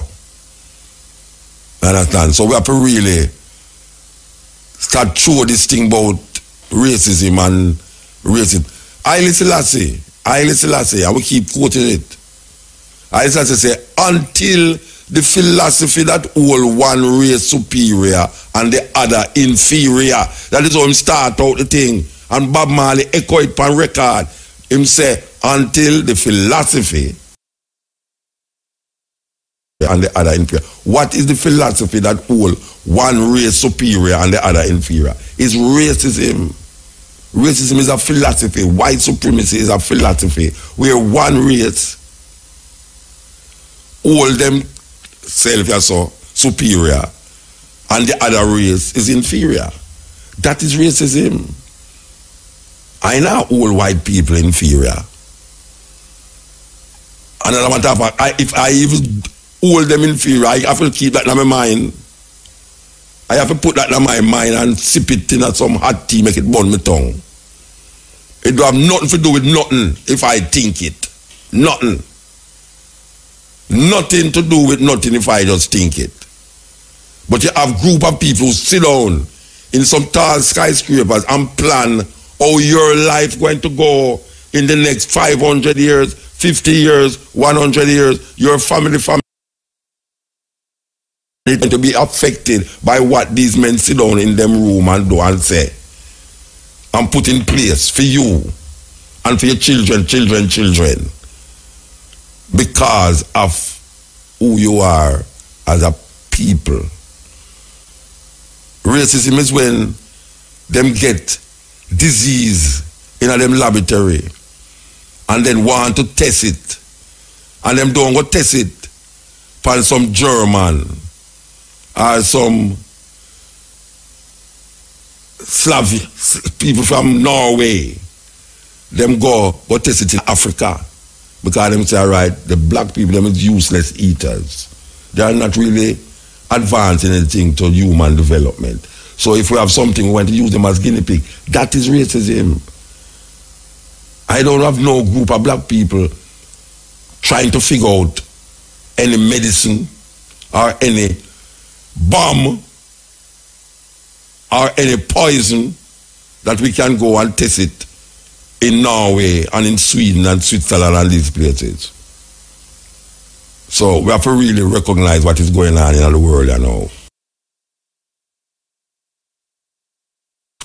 You see lawn, yes, and house spread out, and dog have him own lawn. I play with frisbee. Go catch it, Rover, or go catch it, Jack. And when you are the yard and was a black man going there, them do the same thing to you. Them children say, go catch it, Henry. And you say, yes, ma'am. That's why Malcolm X say, it's a weird thing. Because when the master house are burned down, the black man want to save the master house more than how the black man say. The master want to save it because the master knows if he must burn, he will get insurance. And then the black man, they talk about, master, that we're working at some of them cloth store. Them just, all them they have to do is sell cloth. But the manners, the mannerism towards certain people, and especially how you look when you come in at the store, is like, where am I go? And you're going to go ask them for certain cloth, excuse me, ma'am, you have any rayon? Them they use them cell phone and I will look on you say, excuse me, you have any rayon? No, I don't have any, we don't have any, no, we don't have any. They use the plural, we don't have any. You know, you can't know the boss, you know, the owner man, you know, the owner man is always a tall brown man, you know. When him come down the aisle and you say, excuse me, sir, you have any rayon? Him say, no, I don't have no rayon, but I show you some polyester. You say, right, oh, me I talk about rayon, I talk about polyester. And I will show you a linen, or you can't afford. You understand? Him do have the way you want, you know, but I will show you where you can get, and guess what? You go and go buy it. man is on that for you. And you start to say, but you know, I was talking to that, you don't want to get fired till them, but I said, I was talking to that lady and she was how to treat me. And then fire her. The next day you see her walk on the road and look working and I say, by the way, you never used to work up on things. Yeah, no. Yes, them fire away. She used the plural again, you know. We can't get fired because it's our place. Because if him say we, and say the plural, he might talk about him and his family who own the place. Niggas, black people, I say we like slave. That is why Malcolm X said, when the slave master was upon him, say we house burn it down. And him first run to the water for throw upon the house to cool it down. Master no business, master to make it burn. We can't collect insurance and buy a bigger, better house. So that is the crux of the matter we're reaching now. When you hear we attack, it's not some things where like that is not important. As Marcus Garvey said, if you have no confidence in yourself, you are twice defeated in the race of life. But with confidence, you have won even before you have started. Black people don't have no confidence in themselves. That is why we can't look on certain things and laugh after it. Where's we? That is why the system keep saying that we're West Indian. You think, I said before, you think you can go in a school, go tell a teacher, say you're not a West Indian. She asks you where you're born, and say Jamaican, and say, oh, you say you're not a West Indian. She not look on the China picnic and tell them, say, I'm not West Indian. She's not doing it. She's not looking upon the China picnic and say, you're born in Jamaica, oh, you're a Chinese Jamaican. We are an African Jamaican, you know. We are West Indian. Because Columbus make a mistake and him did right. Because him think he was Indian, him right. So, Indian. The time, you know, them are what I know about. The first time I hear about the tie, you know, I say, a mistake them I make. Where them get this word tie, you know, from? That for sure how miseducated I was. I never know say they didn't have tie, you know. I mean the thing say, all slaves, or all runaway slaves, they just have a little piece of thing and wrap around them like them a go a beach. And them muscles are sure. Yes. Like the two statue them out what them call it, Constipated Park. That gay guy where them have in the park there. It's a gay guy, you know, you didn't know? Sanjay, me I tell you say that gay. Trust me, you know why? Him set up in front of a naked woman. And them little tilly just hang down in front there. So you think them could have about marina and I need that. I mean, no say when me did have cold, I'm going to put marina upon me. Flannel. So what me I say is that we get duped because we really believe Africa now wear clothes. Lynched. Because them are going to tell you boy right now you're going to look on them white woman. Because them lynch a man already because him look on the clothes of a white woman who hang up on the line. Now look how America switch now. Them a tell man for going a woman toilet. If all you have to do is say you feel like a woman. You know, so the thing twisted. Black man couldn't go in a female toilet, in a white people toilet. You know? But now, a man, all him have to do is feel like him is a woman and he can go in a female toilet. A twisted mind them thing there now. But a white boy hold on him woman and beat her, you know, Rasta. Beat her.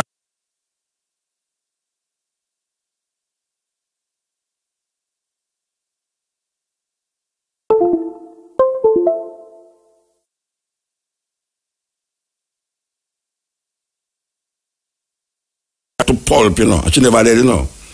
And when the white man them come, Rosewood it happen.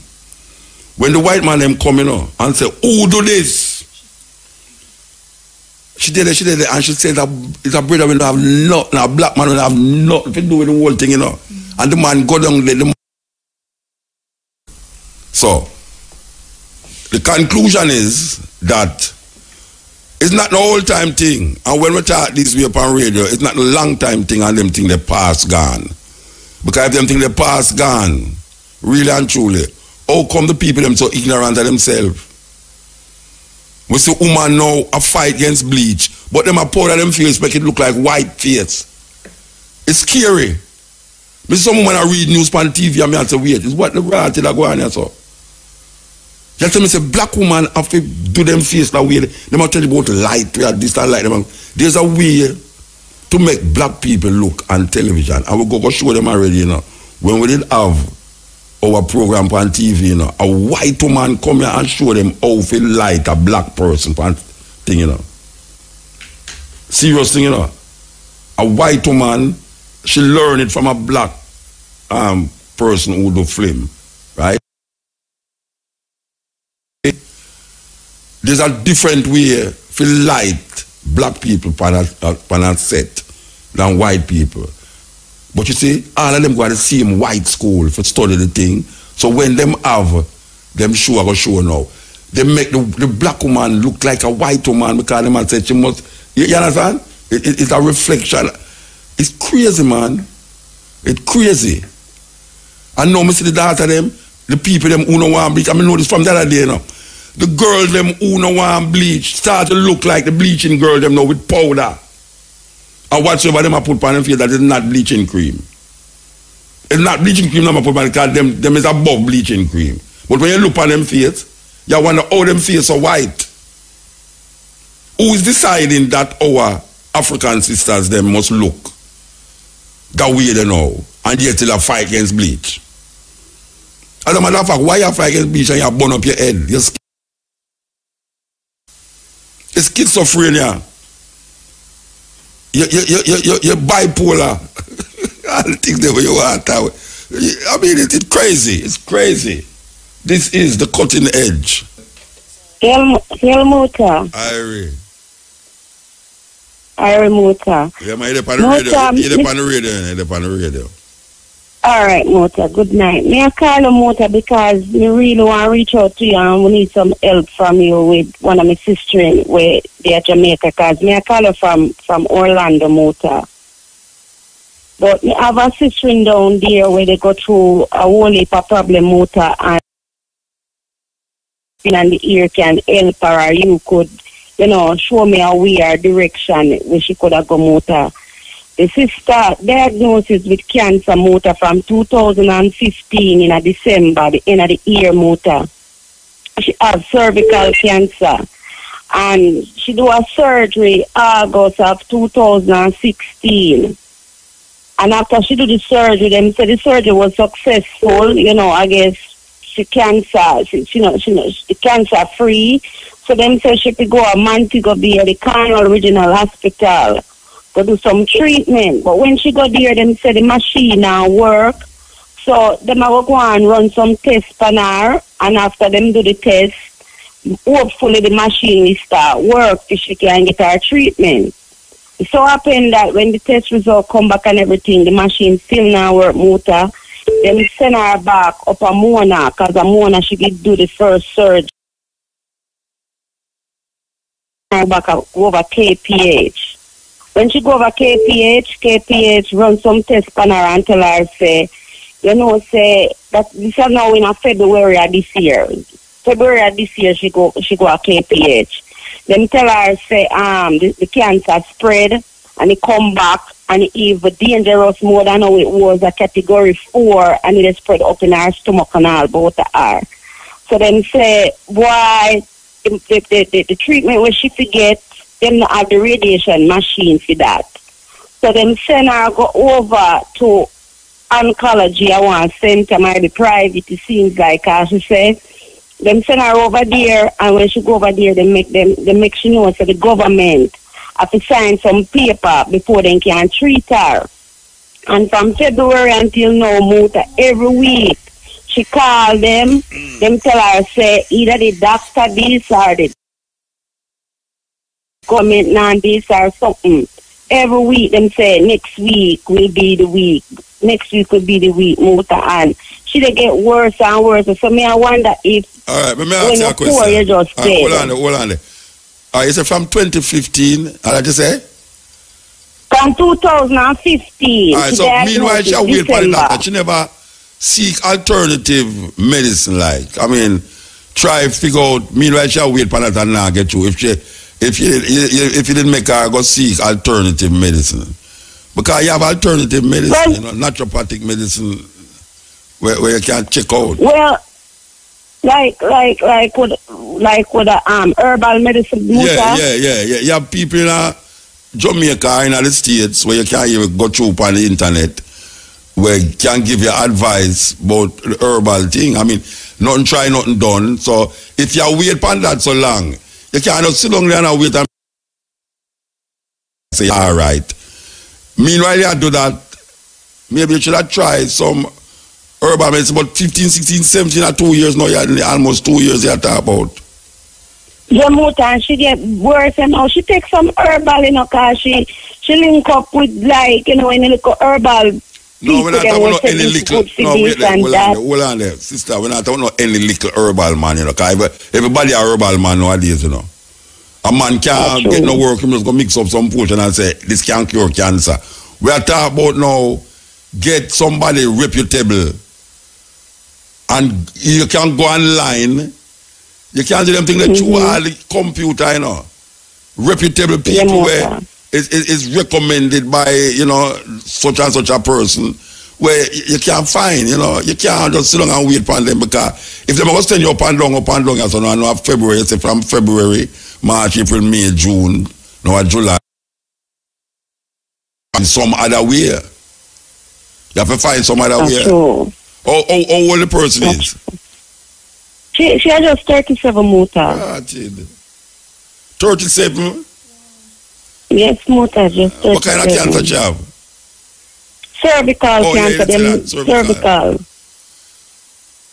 The only thing me can tell you, so is it, all right, the up and down where them are is because you don't have no money to do it?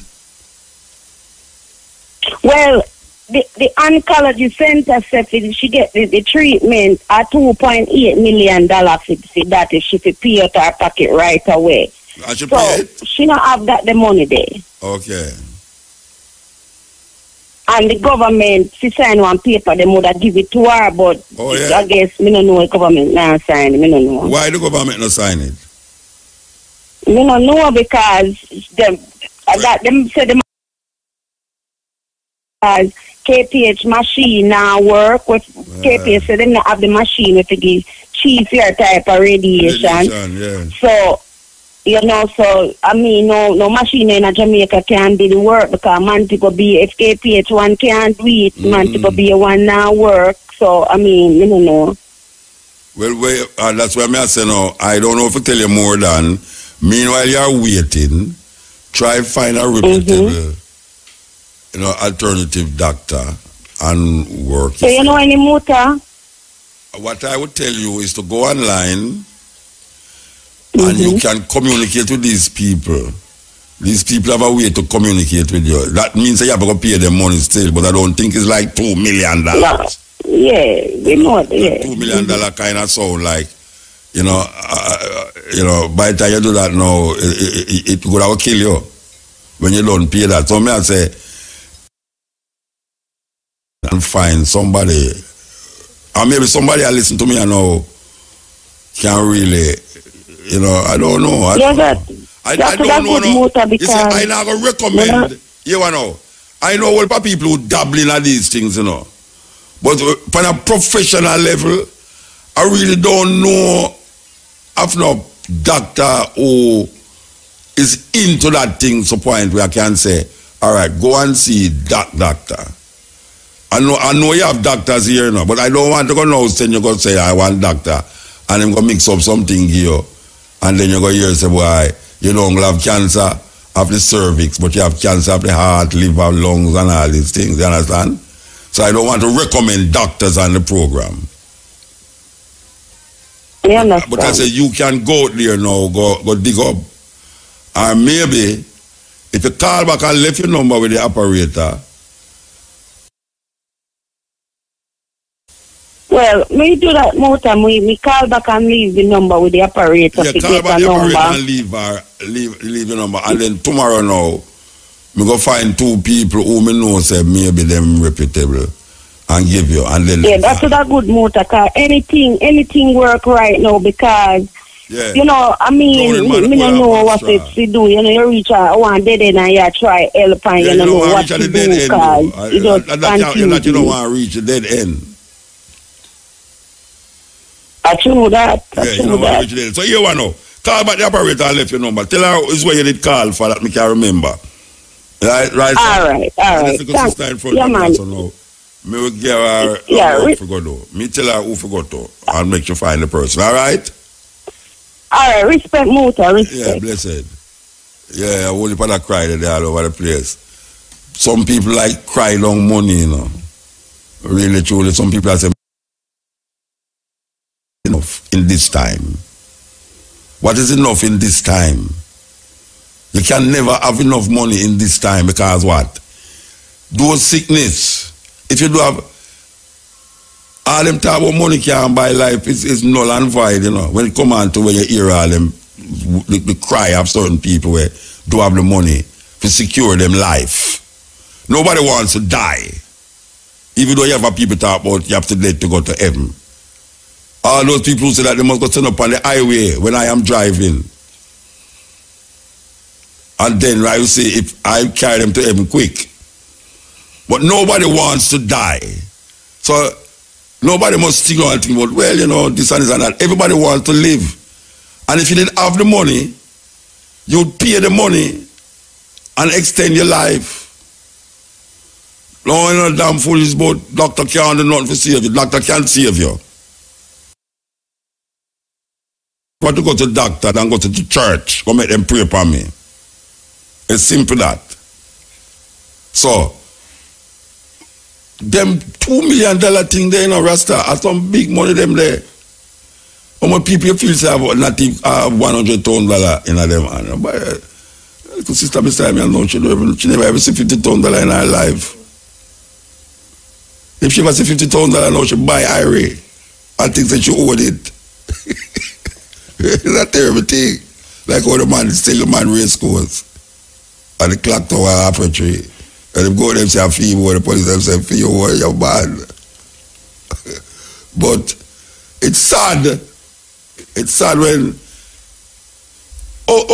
watch a man. You know say you have free health service in a Cuba.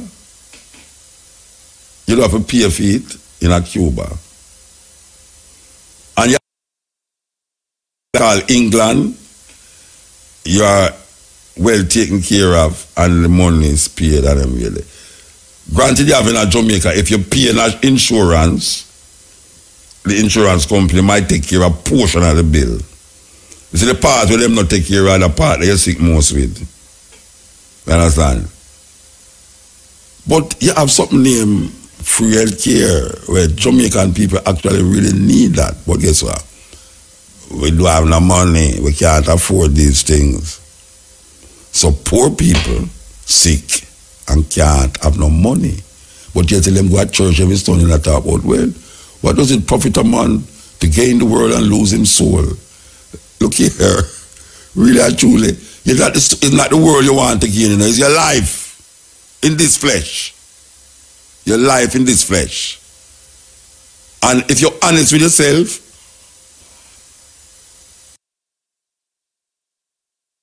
you only know the problem. I mean, I talk about those call a while ago. I talk about generally African people in Jamaica. We pack up down a Jubilee Hospital, pack up down a Kingston Public Hospital, pack up a University Hospital. When you look on the line, how much white people you see on the line? The only white people them go to university most of the time, you know. It's unless an accident and them now go to university really. Or them made in the hospital and them go look for them and carry food for them. But really and truly, you hardly, I know you never see none of you, you hardly see a certain view of people down at Kingston Public Hospital because them not going there. And now everything are broke down. So where you must go? Them just fly out because that is money. Money. All you hear black people attack. It's only black people here attack them damn foolishness there. Like what? Money is the root of all evil. The Bible, the love of money is the root of evil. It never tell them money can't be the root of evil. is the actions of men is the root of the evil. Because money by itself cannot do anything. But when we put value to it, and now we have in a situation where value is on the money, and we're sick, we need money to get we better. You have people that say, doctor can't get you better. It's foolishness. Doctor can't get you better. That is what them did it for. Seek physician when you're sick. You don't go to tailor. And black people don't have no money to go to doctor. That's why so much of we are dead from some little sickness we can't get better. By those 2 tablets or those sulco bush. We don't have no money to do it. It's a weird thing, you know. Terrible thing. Yes. Yeah, blessed motor. Blessed man. Yeah, man. Most things blessed. Yeah, man. Most of the things there. But all the one with me here a while ago, it no blitz.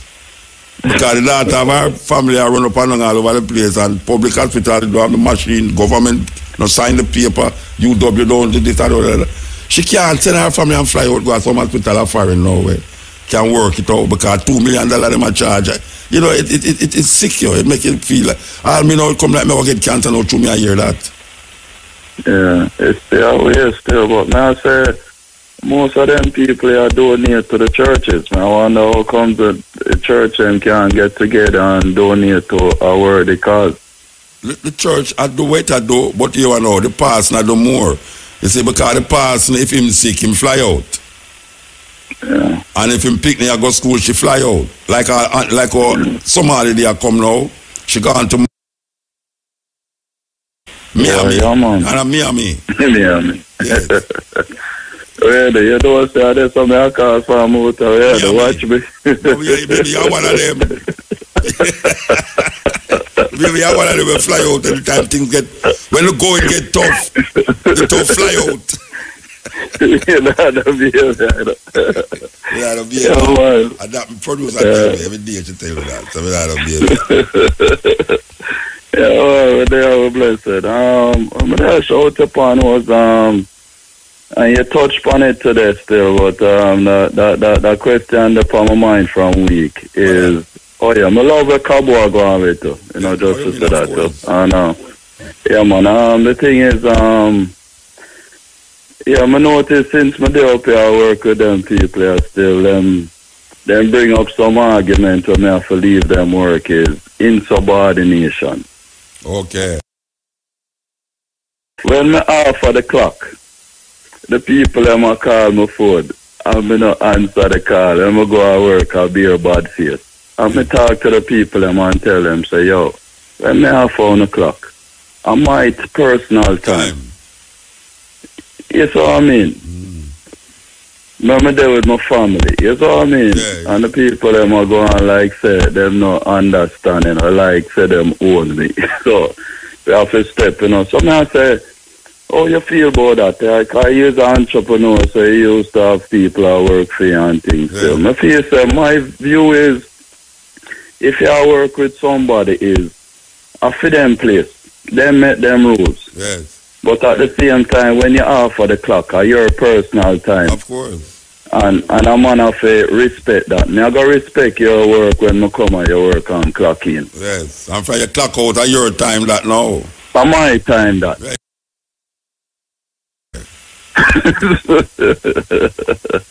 You see, so does them the thing that still, and you know. So why don't bother you? No, I'm going to step cast I work there already, you know. I left them to work there still. I try to put myself together, you know. Okay. You turn entrepreneur now. Start a little business, because it no makes sense, you know. Yeah, man, of course. The right thing. So I say to myself is, when I tell me, you know, the African family, say, so when you come back to Jamaica? When I laugh, no. Eventually, brother. The thing is for that, yeah. Huh? That is the big question now. When are you people who fly out and leave Jamaica coming back to Jamaica? Yeah, the thing is, I'm married to African American, you know. Okay. But so she, so she not really. We all come. Huh? She don't want to know Jamaica. Where you come from? Where your husband? Yeah, man, I come visit one day, man. I mean, the birthday, we come down and we have a little youth and things still last year still. And we meet it. And we meet it down here in February. Gone, so, wife doing in Jamaica. That's what I say. I know nothing. I know nothing. To each his own. Yeah, man. Yeah, man. Because too much violence down here, Rasta. Yeah. But you hear the Chumba go invade North Korea? Huh? You hear the Chumba go Lego bomb for North Korea? No, I'm only can't talk, you know. I'm only can't talk. As I said, Duppy know who for frightened. Well, the one who are frightened are not Duppy. And him are not Duppy neither. But I tell you, him is a man who will tell them man themselves firebomb long there because them kill one American, you know. You hear about the American where they in a prison there? Yeah, him dead. Me about the coma thing, yeah. So, you know, if he say him have to go to Lego for North Korea. You know, him have to talk to China good, you know. My story that. And Chinese, you say, that me I try come from, and we need to understand this. If you have a land with a military might and strength, negotiations have to do, because China are going to protect same set of people. Them. Korea fall under same liking people. Them. You know what I mean? Yeah, but you know. So my... Russia fall, Syrian, the Russian them a back Syria, you know. And them blow up a airport the other day where them claim say the man them did have weapons of chemical weapons, lick it down. And them just shoot down a plane, a Syrian plane, and the Russian them a ball. And the Iranian them a ball. So if Russia a back Syria and America can shoot down plane vice I don't know about say them now go do it because of China. Because look, you know, China is a little from North Korea, you know. Them are easy little. If you listen to the news, them are going on, China is a little. And I say, watch you know. You get too extreme. The North Korean youth there. So now the reason why I bring up that to you, know, not to scare you, but the reason why I bring up that to you, that if this guy named Trump decides he might blow up two of them chemical places, we don't know what these guys will do when them start to send them missiles into America. But the thing is, North Korean them send it because them didn't really never like Miami for a long time because pure Cuban down there. Same. Which part you there? That's over there, man. What's in the closer to California, man? Why you have to say Miami, man? We never said the North Korea, they're going to send missile up there. I'm saying the Chinese, where you claim about. The Chinese go like... But the Chinese are not closer to the Chinese have missile, we go anywhere. That's why I'm but they're closer to the West Coast, so why am I wasting time with over here? I don't waste him time. He want to drop it off vulnerable place. No, man, they want more vulnerable than California. All right, so that's the fault line there, you know, man. Anyway, I say go. There you go, so man. Yeah, so I say with my family, them, the African family, the thing is, the people, them, use a whole heap of plastic. And it all damage the make we unbearable to live on the earth. The thing is, the people them are plan for. If we have a military strength and everything, you know, say I left them all left for down and so for go and feel the heat. Well, you know, you better go turn Christian. If you want to live here. Motor, the worst thing that you have to no, if they ever go left, you know, if you turn Christian and you're dead, you're going to go to heaven, so you're going to live too. Oh, man, no, I go heaven, man. Position to live the earth just like them. The thing is, enough people are Christian down here, I don't really want to see again after they ain't gone. So I don't really want to go amongst them and mix them. You know? No, but them could have go up at heaven and God say, and the devil up there and say, watch you know, you think God did up here, so I beat it up here all the while, I ain't literally there. It's true. Anyway, for thousands of years, we see them upon the earth and study their wickedness, and no man no come punish them. And then, me not put credence to it. But you know, so white people are planning to leave the earth, though. Yeah, so I don't know, tell my family. So the people are my business. So we're going to go on with them. Eh? We're going on with the African them after no, them you have gone. to get money. You have to have money to buy your flight too. Because money you're going to do it. Them, when you have money now, black or white, it don't make no difference. It's the money power that comes. You feel so? Who will tell us so, man? Yeah, man, that's true, man. No, man. Money we put in our places, yes, but at the same thing, money for going to first class, them tell me no, them not let me in first class in the plane. No, them good to make your weight name, your chamber where you go sleep in a malfunction. Well, and so that reach far, my so boy in this new movie plane. named Passenger. No, look here. The black man wake up. No, them do that when you rent them house. And them know why you live in the neighbor. Them make certain you can't take it, you have to move up, but not in a plane. Not in a plane. Somebody have been driving in first, yes. I've been traveling in first class. I have never seen it malfunction. No way, Jose. No, man, you have to go in. I have need to see about to go on Mars, man. I want to see the first step that's in the Mars journey. So them have them malfunction the chamber. Eh? You ever hear about Chris Welsing? Yeah, man. You know what Chris Welsing say? Chris Welsing say, you must go and buy your food, which part white people buy them food, because the chances of them poisoning only for white people is least than the chances of you go buying your food in the black area where them poison the food. No, man, you buy it in the rich white area. Yeah, man, that's some buy my food, man. I go Adventura, that's some go buy food. Yeah, if them go poison the food, the most likely them going to poison which part the majority of the black people them there. So go and buy your food in the white people there. Which part the Jews them eat, man? But then again, no, you say you must support black business. Anyway, we're going to move. All right. Bless the Lord, my brother. Yeah, take care. Bless the Lord. Oh, good night. Yeah. Yes. This is the cutting edge when they are talking about Instagram. Can you believe that? When they still talk about Instagram. Okay. All right, now. Yeah, blessed. Well, I give thanks for the program. You know, one more strong, you know? Yeah, man, give thanks, man.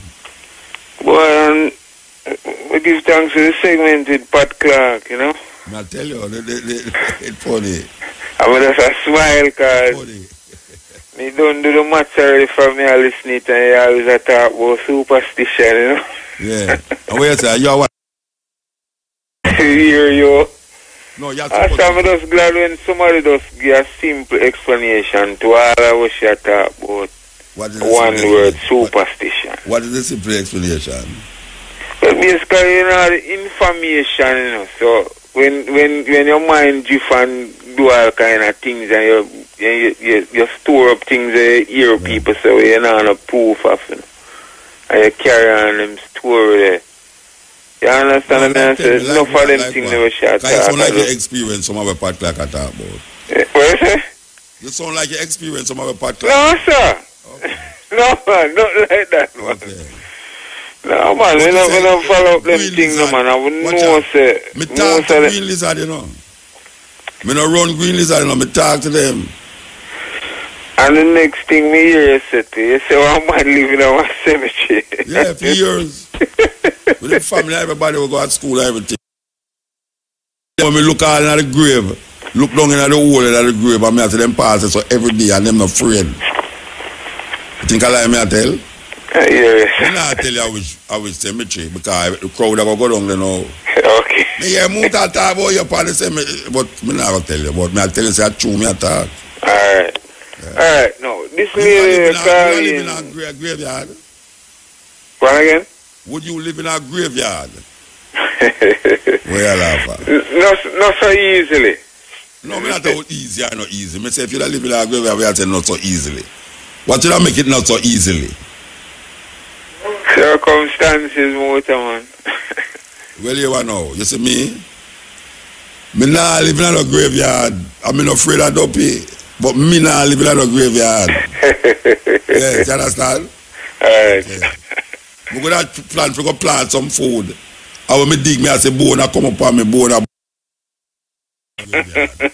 because I'm not afraid of dopey because dopey can't frighten dopey. Yeah. Yes. Alright, the lady was calling about our sister and I go through this cancer thing and all that. It really touched me. It really touched me for calling. Because you know why me I look on it on a broader level. And I just yesterday, me hear Mr. Shaw, all the shop on the radio, and I talk about the people pass IMF test and, you know.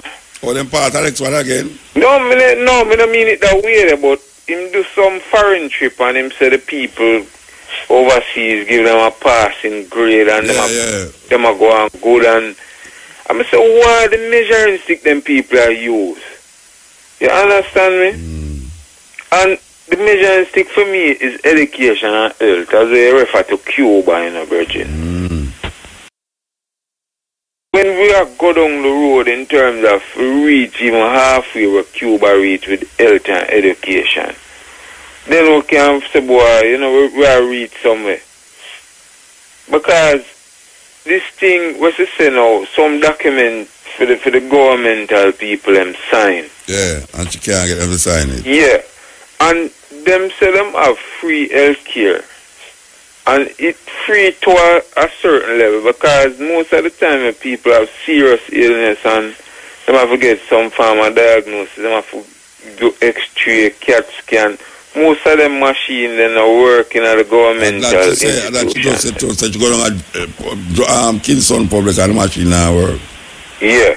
And you go wow, Cornwall, some Cornwall. I know Cornwall come like a joke business now. Yeah, because me hear say some few things come back again. Yeah, them build up 10,000 side like say them they are Iraq.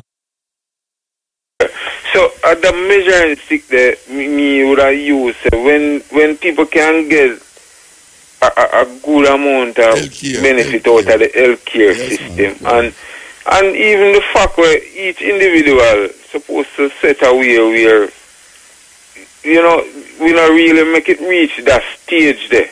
Yeah. You understand? And the importance of the food and everything, you know. Yeah, well, see, Bridge, I can tell you something now. The only thing I run nowadays, none away safe from disease. None away. I agree. I mean, you can do things still for ease back still, you know. Slow it down. Yeah, but none away, no. I mean, right now, I start to afraid to look at a woman. Certain way. Why is that? Because I could have lost and then cancer come up in my heart. You don't know, so you can't produce cancer in yourself. You know, cancer cells. Things. And I will put them things that start from your mind, you know. Mental. Yeah, man. So I say now, I could have look on somebody, you know, and I think certain things. Even if things say them wicked. And I could have think say, all the man, you know, would have doing something, you know. And then you just build up certain things in you, and the acid just come up in you, and all fear can give you cancer, you know, fear. Yes, man. Them things are crippling, you know. And the cow knows them about then. The enzymes, the amino acids in him just start to get poisonous, and you're going to name him, it's poison and still. But I tell you, certain things can give you certain disease, where it's not like you didn't eat no food, or not like you didn't catch it from somewhere. Yeah, man, I agree, Mota. Yeah. But, you know, in terms of the whole food situation in Jamaica, stay good. Yeah. Because we take up the foreign fast. You have a tune with it. Yeah, junk food, yeah. And boy, we give thanks to the program because even sometimes I listen to the program in the background and I depend laptop and anything there. Well, sometimes some things come up on the program, you have to type it in same time. And I type in this rosewood thing, you know. Oh, the rosewood, about the white woman. Yeah. We blame the black man. This lady, they have a picture on the internet in a virgin. The woman born 1899. Okay. And she lived till 9. She lived 1968, sorry. She born 1877. Because 3 women them a show, you know. But she in the middle of the picture. Yeah. She did 1968. Yes. Right? Yeah. She almost live to say 100 years old. Yes. And look for the destruction with this lady a cause. Because she blame a black man for something where our man do it. Yeah, and when we look for it, it's like, them people is like, it's like they not shame certain way where, you know? Yeah. They not shame certain way. And it's like some people that even endorse it. And we love how you make the differentiation between the prejudice and the racist thing, you know. Because even one day I watch some football and I see the young Zambian side are going, well, I mean, I back the Zambian side in the motor. I know why. Because them are black. Them are black player. Well, you see, no, you see when I say them things there, if a man really true to himself, he will know what I say, you know. Because a man will tell you, say, what Muta talk about. My black the one who the better fighter. But you don't know the better fighter. You turn on your TV and say a black man and a white. Instinctively, I defend the black man. It's just simple. It's a natural thing.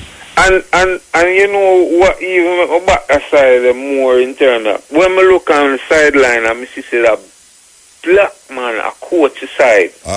Because you have certain countries in Africa, you know, like I say South Africa. Most of the time, for them coaches are white man. Because all them most of them team to are white people they on the team and two token black man. Yeah. And then thing that have certain effect on me, certain way. I mean, I say, no, it's like underneath, and not really, they're not true, and not truly black country. Or, you know, black people are really a rule. But I tell you something, Bridget, you make me night tonight, you know. Because so you tell me, say, you go up on your computer and look for Rosewood. Because it's something I just had said. Yeah, man, cause I want to tell you, say, it even have a little YouTube, a little, you know, my rate to, you know, as a little girl, I give the history on the video, you know. From Rosewood? Yes. Because I tell you, say, it's like the town no longer exists, it's an open lot now, They will make a movie about it too, you know. They will make a movie about it, you know. Alright. But I think the fact that they might use this young voice, I don't know if it's an African-American where a Pan-Africanist family she come from, but you can know, say, she just talk, and she talk it clear. And it's a young voice. It's probably early teen or, you know, probably 12 or so. Yes, man. So go on do the work, you know, but I feel the thing I get stale, you know. Where you call from? Kingston, man. Oh, all right, sir. Give thanks. Yeah, man.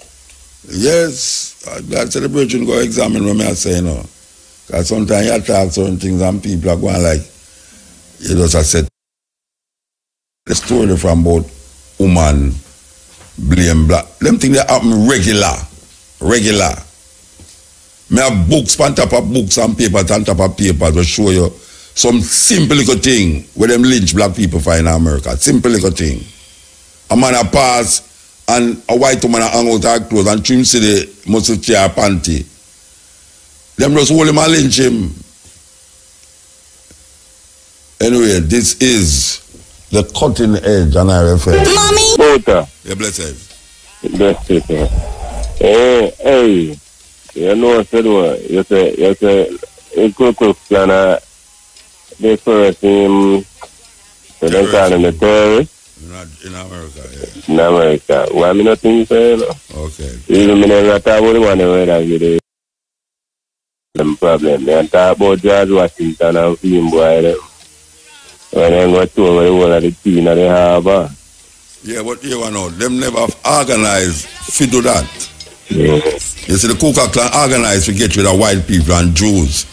Yeah. Washington, even though him did have slave and them do other things, they never organized to do that. You know, so that's why we say that organization, the first terrorist organization, just like ISIL organized to do what them do, and Al Qaeda and the Ku Klux Klan. So, when say Washington did organize to get rid of white, black people and Jews? No, I just the Boston Tea Party in that. Okay. It's independence in America, and then this I said no taxation without representation. And black people want the whole IT in the harbor, Boston Harbor. Yeah.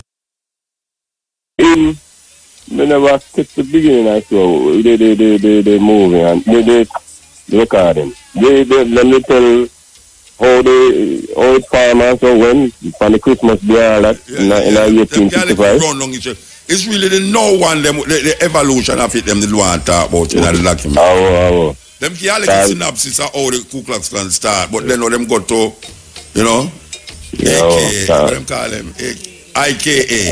The AKA. So I remember focus point.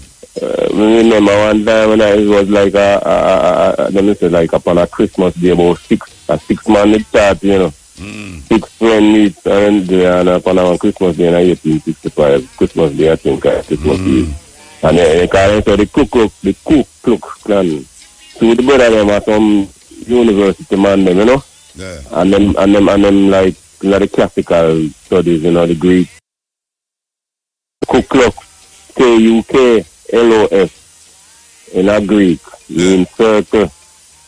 And the clan is so the Ku Klux, but then it's a play on word, so then spell it KUKLOS. I think them say it in there, them say it tonight.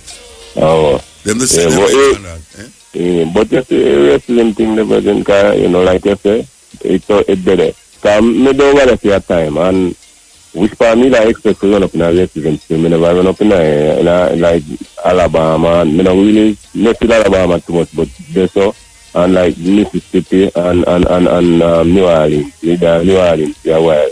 Yeah. I never run. I talk to one grannies out of New Orleans, Yeah, place me I do some stuff. I'm out front of the house and them told me say it's a grannies that did this. I said no make me and the man have a pecan, see what I love pecan, and he said he come out and do I call him. Because the man say the black man say man, they said man, he call him and start talking to him. Ask him to he can't get some kind of pecan and they did bad now. He said, oh, go on in and get some, Yeah, and I tell me, but I say like, it sound a little different from some of Jamaica I come from. But you say, the man, he kind of put on the time, I said, this is black skin, is that, Yeah. Because they look on Jamaicans as niggas, like, like the American black. Never all about in Georgia. We don't brother. Redneck them not doing, But because they don't like black neither. They want to chew tobacco and shit. And the man is a weed deal business and go on, ganja deal. And the man carrying, he say when the man carrying in some place, in some bush. The man said this man must have carried go kill me. And he say all the man is boom, boom. Things are blow up like a war zone here.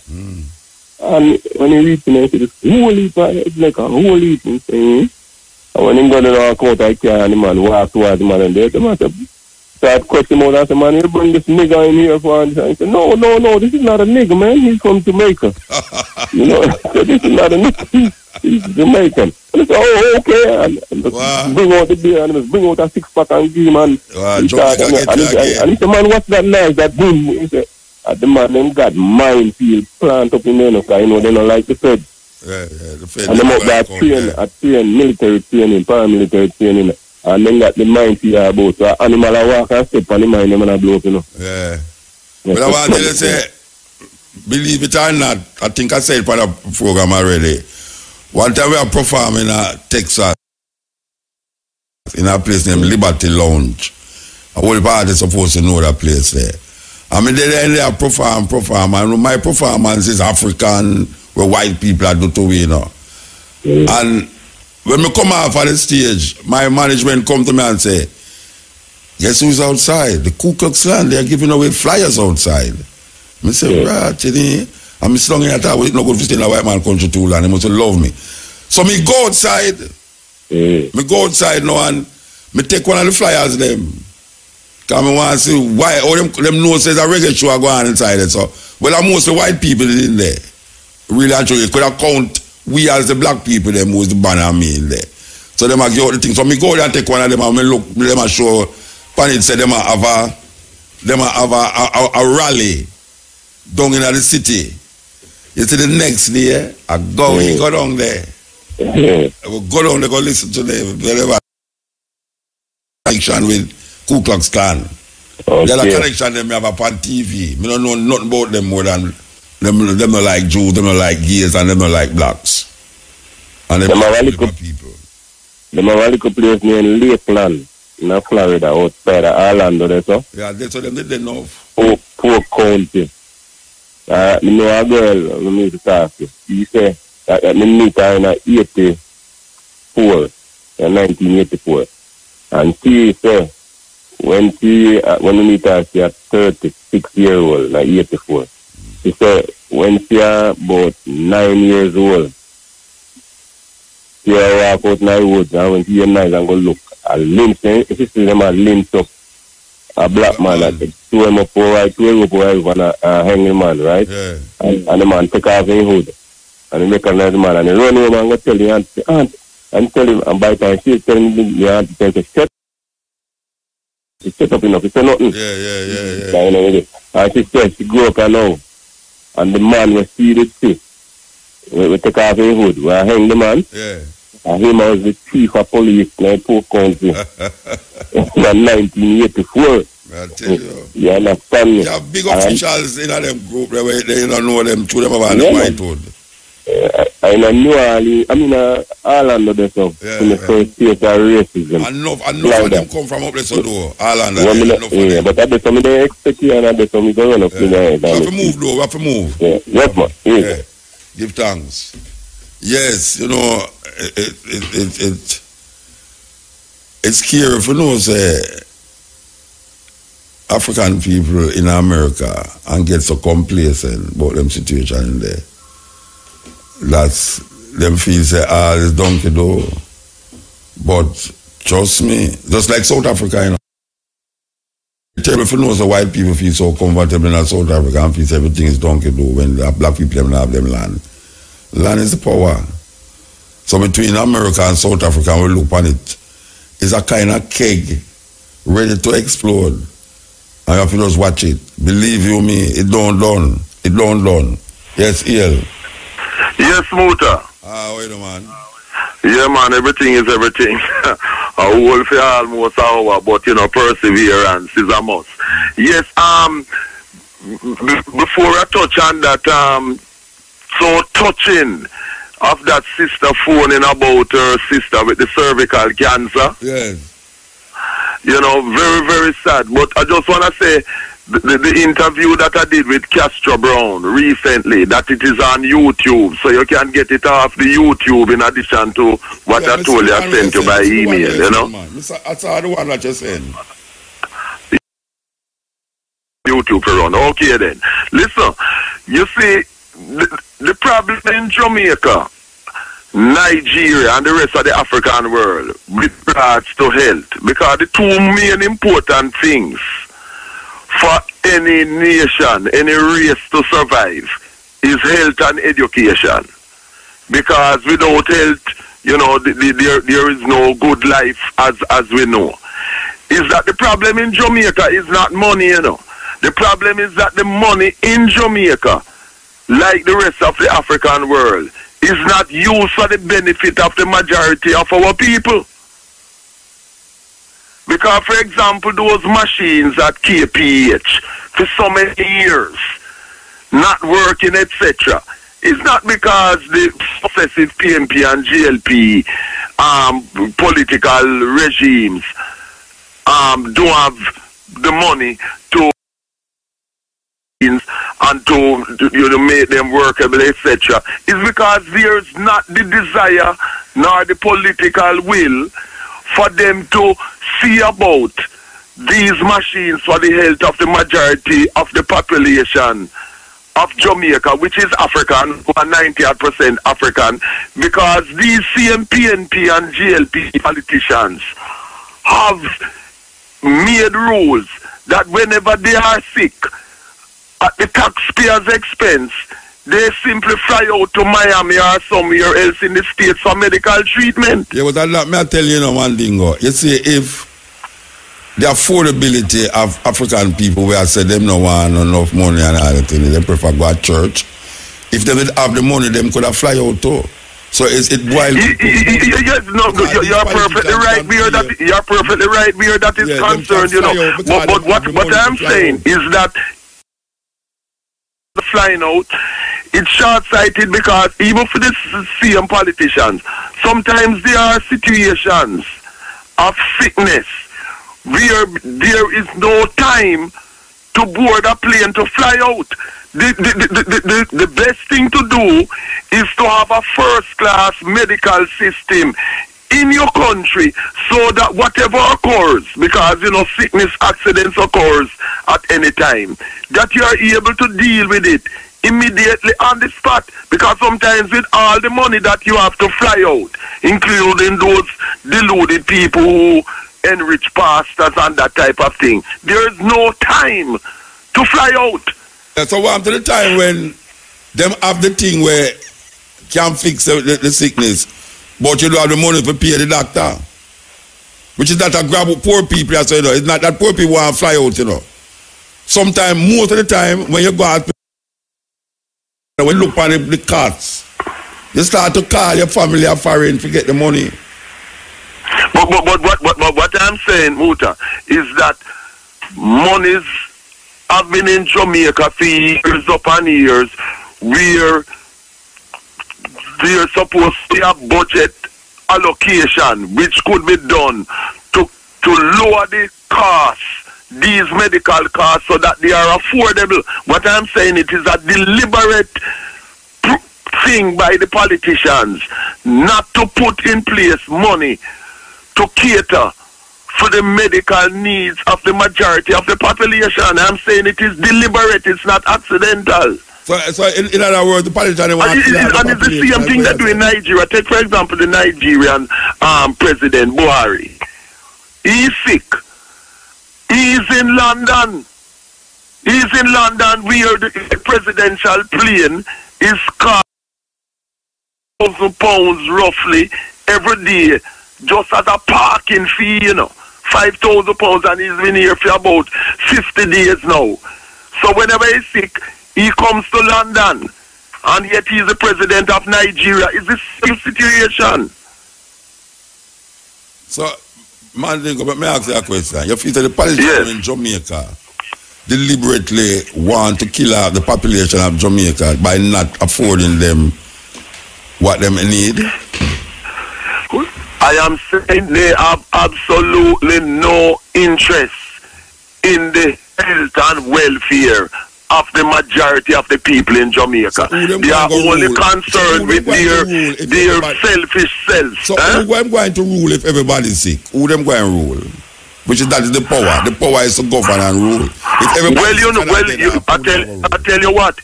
You see, when people love power, people love power for the sake of power mad. Well, I know none of them are get mad. Well, I see poor people are get mad. Poor people are driven to be in a nervous wreck and that thing. But what I'm saying is that the callousness of these politicians is that they do not, the vast majority of them, they do not care. The vast majority of them, they do not care about the well-being of the people of Jamaica. They are only concerned with their immediate self. They are not concerned. Right. And I'm telling it just like it is. Call a spade, as my mother always say. Right. That is the reality. They have absolutely no interest in the welfare, the health and education of the vast majority of the people. They only and their children. That is their concern. I could come out for that. I see your boy again traction in England there over me. Which one? The one where say I go vote for over me. I says as him gain traction in terms. Yes. Jeremy, because who I support critically in terms of is the only politician who is about redistribution of the wealth and other resources of the country for the vast majority of the people who live in Britain. Yes, he definitely, despite the enemy campaign, media campaign against him and so on, people seeing that his manifesto is sensible and is for the benefit of the people. Yeah. And I noticed earlier you're talking about the Ku Klux Klan and showing that it is doing what they're doing, because racism, just like here last week Sunday over by East London, the youths clash with police following yet another death in a police-related incident. A 25-year-old African brother who is the father of a child, Edir Federico da Costa, known popularly as Edson, died in hospital last week Wednesday, 6 days after his arrest in East London by the Metropolitan Police officers. The police, Scotland Yard, claimed that Edson became sick after being detained because they believe he had swallowed a large quantity of drugs. But relatives said that Edson's doctor told them before he died and brain damage as a result of head injuries and a broken collarbone and loss of his head eyesight due to the quantity of CS gas spray used on him. Oh, yeah? This is what the doctors told us his cousin Natalia Lele said. You see? And as a result, people protested and some police officers were injured last week Sunday in East London when missiles and other objects were thrown at them in a clash, because people have had enough of Africans dying as a result of these kind of things with police, both in the States and in Britain. But you see, all of the police them were three of the main killing in America there where the police them kill youth. The three of them get off. Them get where? Yes. All the one where the sister filmed the shooting of the brother who was merely going to show his life so that he had a permit for the weapon that he had, etc. And get off. The policeman get off, Rasta. You see? Up to now in Britain, no police officer or officers who have been involved in the deaths of our African men and women, boys and girls, none of them have ever been convicted and sent to prison. None. None. Yeah. Absolutely none. Can you imagine that? Yes. No. Well. Not. I know you ask the question rhetorically because this is plain racism. Yeah. Plain racism. Yeah, where African lives do not matter to them. Yeah. You know, and when people revolt and think, they talk about people rioting. Rioting. You know, rioting is when you do things just for criminal purposes. We have to move, Reggie. We have to move. Yes, so keep on keeping on because we have to do what we do, and we are African people. Definitely. Because a lot of people are ashamed of identifying themselves as Africans, while Indians, Chinese, are not ashamed of saying what they are. Okay then. I tell you. Okay, so this Sanchez, sit down with me. Late, don't meet me till 2 o'clock. Not many people sit down here till 2 o'clock. So give thanks to Sanjay for sit down with me. I seem to start to remember all our name now. Whoa, going to the first of the section. Well, the first seat of the class, me are going on. Remember Sanjay name. Me I call it right now. You must say I teach them. Me I tell you. It's a look. Me I tell you, man. If you must say I teach them, what them pretty. Yeah. Give thanks to Sanjay. Mota. Yes. Muta. Yeah, you have to talk quick. Yeah. Bless up yourself. Man, I go on work 5 o'clock in my morning, but me I tell you, say, boy, if all I people in Jamaica just listen to you, Jamaica will be a better place. Oh, yeah? Because the amount of knowledge what you give them, Yeah. boy, if they just listen to you. But anyways, my sister when call about the cancer, the girl who have the cancer. Yeah. You see, if the politician, them family member, remember me tell her, they get fought out long time, but the biggest thing that Jamaica in the society is the politician them also did it to keep on the people. That's how they get the power, because in an election time, everybody a jump around and happy and vote for who they want to vote for, but at the end of the day, nobody. You understand? But bless up yourself. Keep doing a good work. Boy, since I'm married to my wife, I start listening to you. Me not even believe in Christianity no more. Your wife start listening to me? Yeah, man, when I start listening to you, man, because then we start questioning the Bible. Because when I start questioning the Bible, now people are telling me, say, who are you to question God's word? So let me ask you a question. Let me ask you some more your wife quickly. In the days, do you hear her saying ta ta ta ta ta? What do you mean? I don't understand. I just want to find out if she have Mutabaruka in her mind. I don't know. Oh, no. I'm going to tell you something now with my wife. You see, my wife in go all type of church and listen to the preacher them when they get up and start preach and the congregation. Okay. And one of the things that always stunned me about church is when you look for the pastor and the pastor have the biggest house and the people, they not even can pay their light bill, but they look forward to go to church. And the pastor no have no conscience, and the pastor take all of their money and then realize that's happening all over the world now.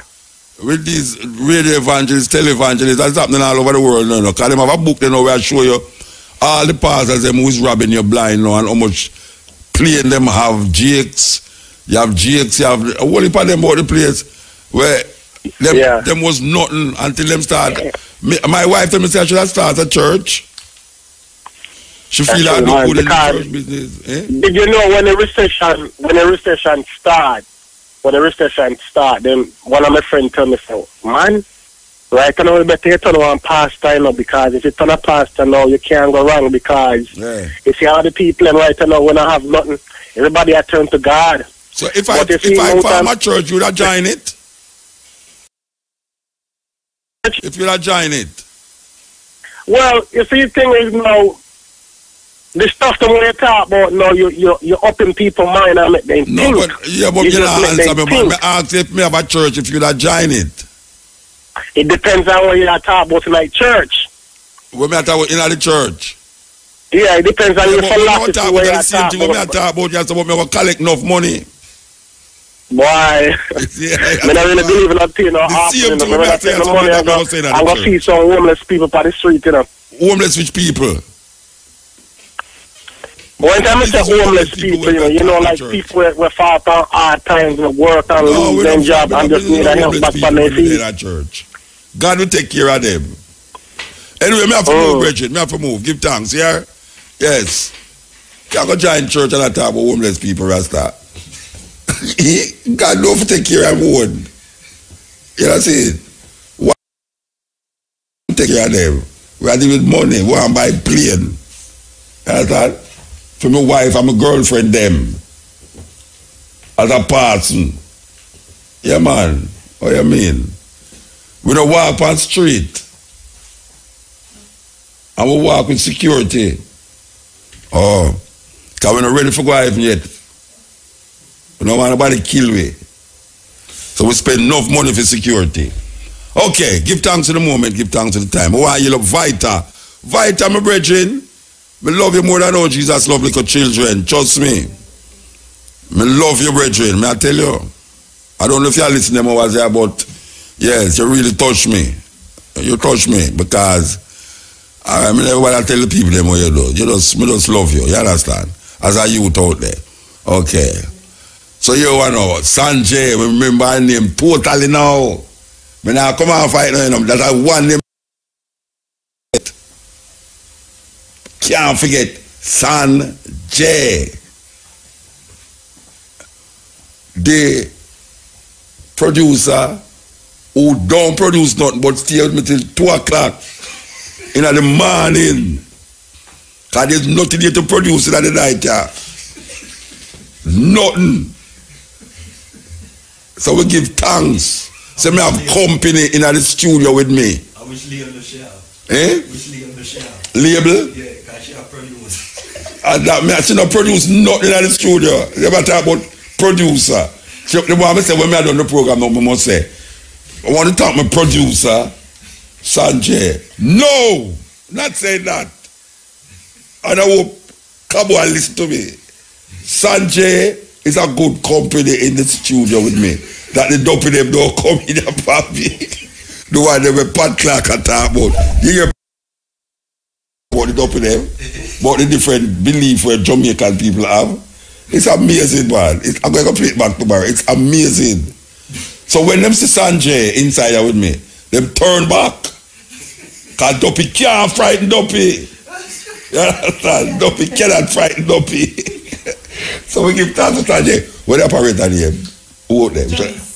Janice out there? Yes. We want to give thanks to Janice. Janice. Janice? Yes, sir. Janice. Janice. Spell it. Janice? Yes. What kind of name that? Janice. Janice? That sounds like you want to be Janice, but she never come out quick enough. All right. Give thanks to the moment, give thanks to the vibe. And God, we're God, before we get to tell me, I trouble upon the radio, yeah? And that tune, I'm going to do and play. And go, remember, so we're going there again from 2 to 5:45 with the Stepping Razor, the art of war. Motor. Yeah, blessed. Blessed, yeah. Hey. You know what I said, you say, it could kind of, the first team, so they call him the terrorist. In America, yeah. In America. Why me not think so, you know? Okay. Even me never talk about the one where I get them problem. Me talk about George Washington and film boy, them. When they go to where the whole of the team that they have. Yeah, but you know, them never organized to do that. Yeah. You see, the Ku Klux Klan organized to get rid of white people and Jews. Yeah. Washington, even though him did have slave and him did do other things, they never organized to do that. You know? So that's why we say that organization, the first terrorist organization, just like ISIL organized to do what them do, and Al-Qaeda and the Ku Klux Klan. So when we say Washington did organize to get rid of white, black people and Jews. No, I just the Boston Tea Party in the attack. Okay. It is a free, it is a independence in America. When they decide it's no staff station without representation. And black people want to the whole IT in the harbor, Boston Harbor. Yeah. They never skip the beginning of the show.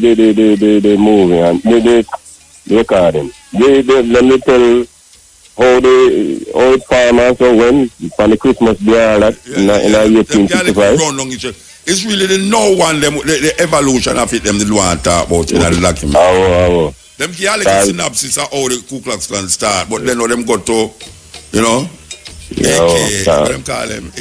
IKA. The AKA. So I remember. Focus pan.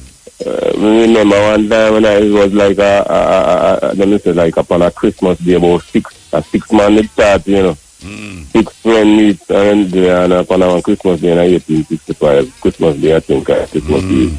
And they call it the Ku Klux Klan. So the brother them are some university man them, you know. Yeah. And them like the classical studies, you know, the Greek. Ku Klux, KUKLOS in a Greek, in circle. Yeah, and the clan is so the Ku Klux, but then it's a play on word, so then spell it KUKLUX. I think them say it in there, them say it tonight. Them the say but just the wrestling thing, the version, you know, like you say, it's better. So me don't want to see a time, and which part me that expect to run up in a racism still. Me never run up in a like Alabama, and me don't really mess with Alabama too much, but there's so and like Mississippi and New Orleans. New Orleans for a while. Yeah. I mean, when I talk to one grannies out of New Orleans, you know. Yeah, I place me, I do some stuff. I'm there front of the house and them told me saying that grannies are big there. I said, no, make me and the man have a pecan, see what I mean, love pecan, you know. And he said, he make more time, do I call him. Because the man must say, hey, the black man must say, man, the man, call him and start talking to him. Ask him to the, you know, he can't get some kind of pecan and they do bad now. He said, oh, yo, go on in and get some, you know. Yeah, the man tell me, what the man say, like, you know, it sound a little different from, so I say, Jamaica, I come from, and the man, but you say, the man, he kind of put on the time, I said, black skin, this, that, you know. Yeah. Because they look upon Jamaicans as niggas, you know. Like, yeah, like the American black. Never all about me in Georgia. We don't brother. A redneck them do, you know. But me don't because they don't like black neither. I want them to chew tobacco and shit. And the man is a weed deal business and go upon, you know. Ganja deal. And the man carrying, he said when the man is carrying in some place, you know, in some bush. The man said this man must have chance to go kill me. And he said all the man is boom, boom. Things are blow up like a war zone here. And when he reached me, he said, holy, it's like a holy thing. And when he got to walk out, I can't, the man walk towards the man, and the man said, start cutting him out and said, man, you bring this nigga in here for him. He said, no, this is not a nigga, man. He's from Jamaica. You know, so this is not a nigga. He's Jamaican. And I said, oh, okay. And bring out the beer and just bring out a 6-pack and give him. And he said, man, what's that nice, that boom? He said, the man, them got minefield plant up in there, because you know, they don't like the Fed. Yeah, the Fed. And them up there train, military training, paramilitary training, and then got the minefield about. So animal walk and step on the mine, them and blow up, you know. Yeah. But I want to say, believe it or not, I think I said for the program already.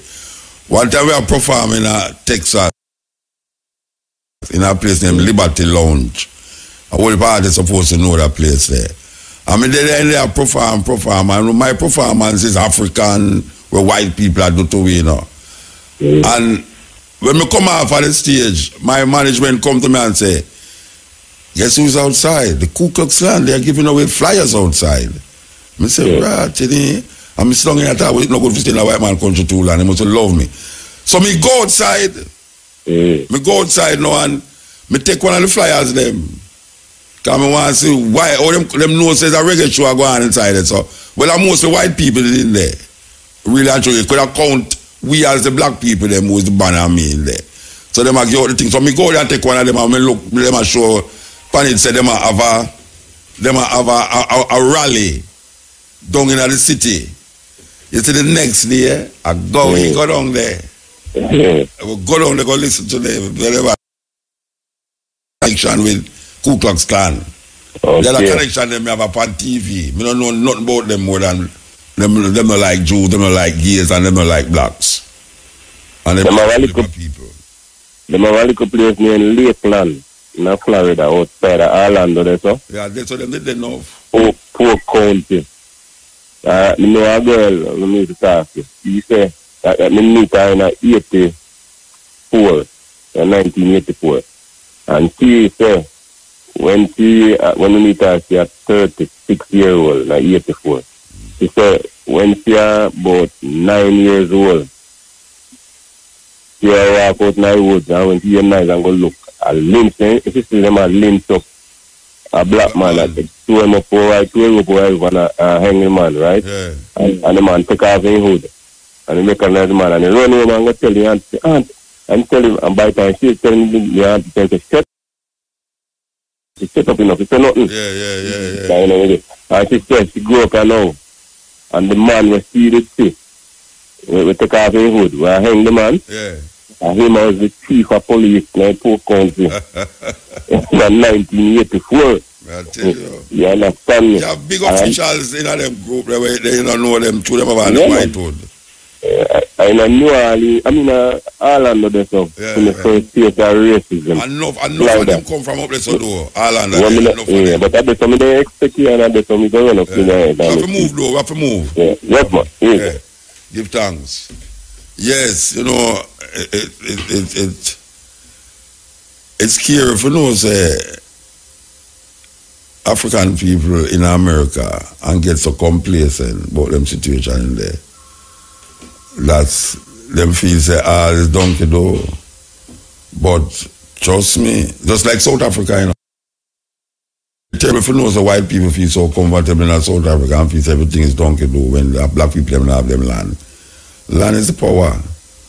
So between America and South Africa, we look on it, it's a kind of keg ready to explode. And you have to just watch it. Believe you me, it don't done. It don't done. Yes, EL. Yes, Muta. Wait a man. Yeah, man, everything is everything. A whole for almost an hour, but, you know, perseverance is a must. Yes, before I touch on that, so touching of that sister phoning about her sister with the cervical cancer. Yes. You know, very, very sad. But I just want to say, the interview that I did with Castro Brown recently, that it is on YouTube, so you can get it off the YouTube in addition to what I told you I sent you by email, you know? That's the one that you sent. YouTube for run. Okay then. Listen, you see, the problem in Jamaica, Nigeria and the rest of the African world with regards to health, because the two main important things for any nation, any race to survive is health and education. Because without health, you know, there is no good life as we know. Is that the problem in Jamaica is not money, you know. The problem is that the money in Jamaica, like the rest of the African world, is not used for the benefit of the majority of our people.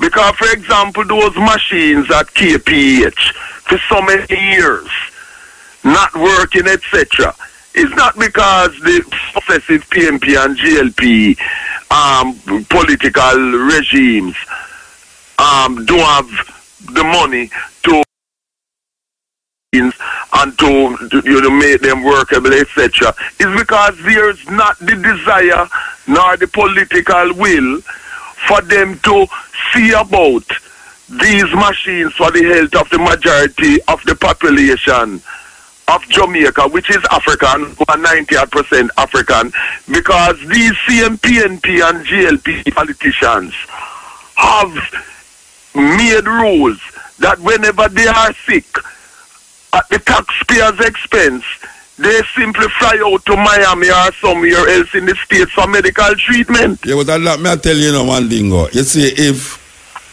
the affordability of African people, where I said them no want enough money and all that, they prefer go to church. If they didn't have the money, them could have fly out too. So it boils. Yes, no, you're perfectly right where that you're perfectly right where that is concerned, you know. But what I'm saying is that flying out, it's short-sighted because even for the same politicians, sometimes there are situations of sickness where there is no time to board a plane to fly out. The best thing to do is to have a first-class medical system in your country so that whatever occurs, because, you know, sickness, accidents occurs at any time, that you are able to deal with it immediately on the spot. Because sometimes with all the money that you have to fly out, including those deluded people who enrich pastors and that type of thing, there is no time to fly out. That's so to the time when them have the thing where can fix the sickness, but you don't have the money to pay the doctor. Which is not a grab with poor people, you know. It's not that poor people want to fly out, you know. Sometimes, most of the time, when you go out, when you look on the cards, you start to call your family or foreign to get the money.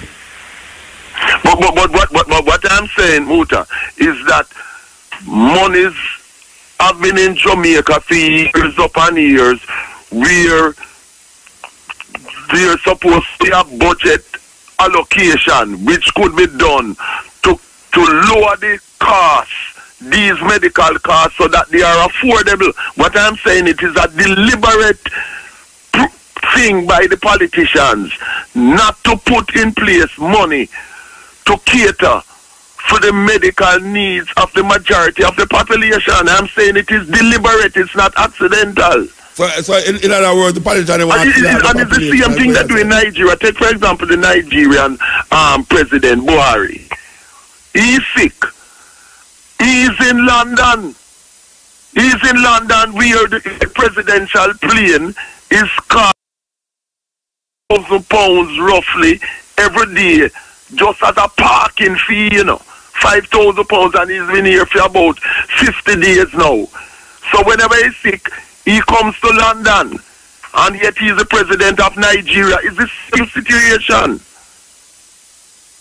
So, man, let me ask you a question. You feel that the politicians in Jamaica deliberately want to kill out the population of Jamaica by not affording them what them need? I am saying they have absolutely no interest in the health and welfare of the majority of the people in Jamaica. They are only concerned with their selfish self. So who am going to rule if everybody's sick? Who them going to rule? Which is that is the power. The power is to govern and rule. If everybody I tell you what. You see, when people love power, people love power for the sake of power mad. Well, I know none of them are get mad. Well, I see poor people that get mad. Poor people are driven to be in a nervous wreck and that thing. But what I'm saying is that the callousness of these politicians is that they do not, the vast majority of them, they do not care. The vast majority of them, they do not care about the well-being of the people of Jamaica. They are only concerned with their immediate self. They are not concerned. Right. And I'm telling it just like it is. Call a spade, as my mother always say. Right. That is the reality. They have absolutely no interest in the welfare, the health and education of the vast majority of the people. They only and their children. That is their concern. I could come after that. I see your boy again traction in England there over me. Which one? The one where say I can vote for over me. I see him again traction in terms. Yes. Jeremy Clark, who I support critically in terms of is the only politician who is about redistribution of the wealth and other resources of the country for the vast majority of the people who live in Britain. Yes, he definitely, despite the enemy campaign, media campaign against him and so on, people seeing that his manifesto is sensible and is for the benefit of the people. And you know, I noticed earlier you're talking about the Ku Klux Klan and showing that it is doing what they're doing, because racism, just like here last week Sunday over by East London, the youths clash with police following yet another death in a police-related incident. A 25-year-old African brother who is the father of a child, Edir Federico da Costa, known popularly as Edson, died in hospital last week Wednesday, 6 days after his arrest in East London by the Metropolitan Police officers. The police, Scotland Yard, claimed that Edson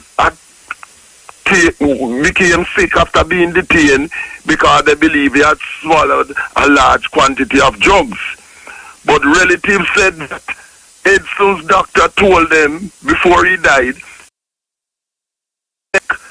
and brain damage as a result of head injuries and a broken collarbone and loss of his head eyesight due to the quantity of CS gas spray used on him. Oh, yeah? This is what the doctors told us his cousin, Natalia Lele, said.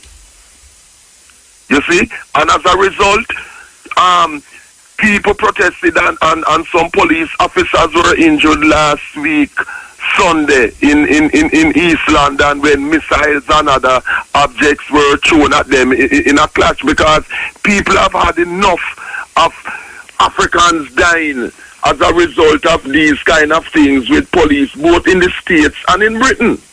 But you see, all of the police, them were, three of the main killing in America, they were the police, them kill youth. The three of them get off. Them get where?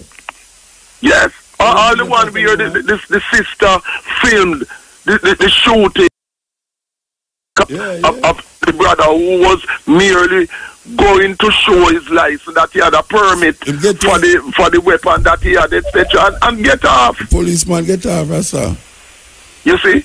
Up to now in Britain, no police officer or officers who have been involved in the deaths of our African men and women, boys and girls, none of them have ever been convicted and sent to prison. None. None. None. Yeah. Absolutely none. Can you imagine that? Yes. No, well, not. I know you ask the question rhetorically because this is plain racism. Yeah. Plain racism. Yeah, where African lives do not matter to them. You know, and when people revolt and think, they talk about people rioting. Rioting. You know, rioting is when you do things just for criminal purposes. We have to move, Reggie. We have to move. Yes, so keep on keeping on because we have to do what we do, and we are African people. Definitely. Because a lot of people are ashamed of identifying themselves as Africans, while Indians, Chinese, are not ashamed of saying what they are. Okay then. I tell you. Okay, so this Sanjay, sit down with me. Late, don't meet me till 2 o'clock.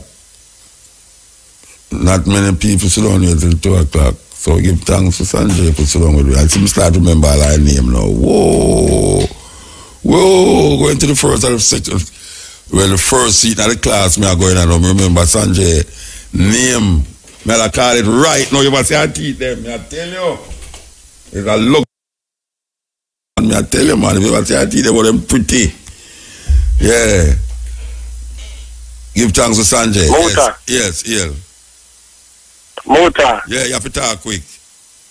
Yeah. Bless yourself. Man, I go on and work 5 o'clock in my mind, but me I tell you, sir, boy, if all I people in Jamaica just listen to you, Jamaica will be a better place. Oh, yeah? Because the amount of knowledge what you give them, boy, if they just listen to you. But anyways, my sister when call about the cancer, the girl who have the cancer. Yeah. You see, if the politician, them family member, remember me tell her, they get sought out long time, but the biggest thing that Jamaica in the society is the politician them also did it to keep on the people. That's how they get the power, because in an election time, everybody a jump around and happy and vote for who they want to vote for, but at the end of the day, nobody. You understand? But bless yourself. Keep doing a good work. Boy, since I'm married to my wife, I start listening to you. Me not even believe in Christianity no more. Your wife start listening to me? Yeah, man, when I start listening to you, man, because then we start questioning the Bible. Because when I start questioning the Bible now, people are telling me, say, who are you to question God's word? So let me ask you some more your wife quickly. In the days, do you hear her saying ta ta ta ta ta? What do you mean? I don't understand. I just want to find out if she have Mutabaruka in her mind. I don't know. No, I'm going to tell you something now with my wife. You see, my wife in go all type of church and listen to the preacher them when they get up and start preach and the congregation. Okay.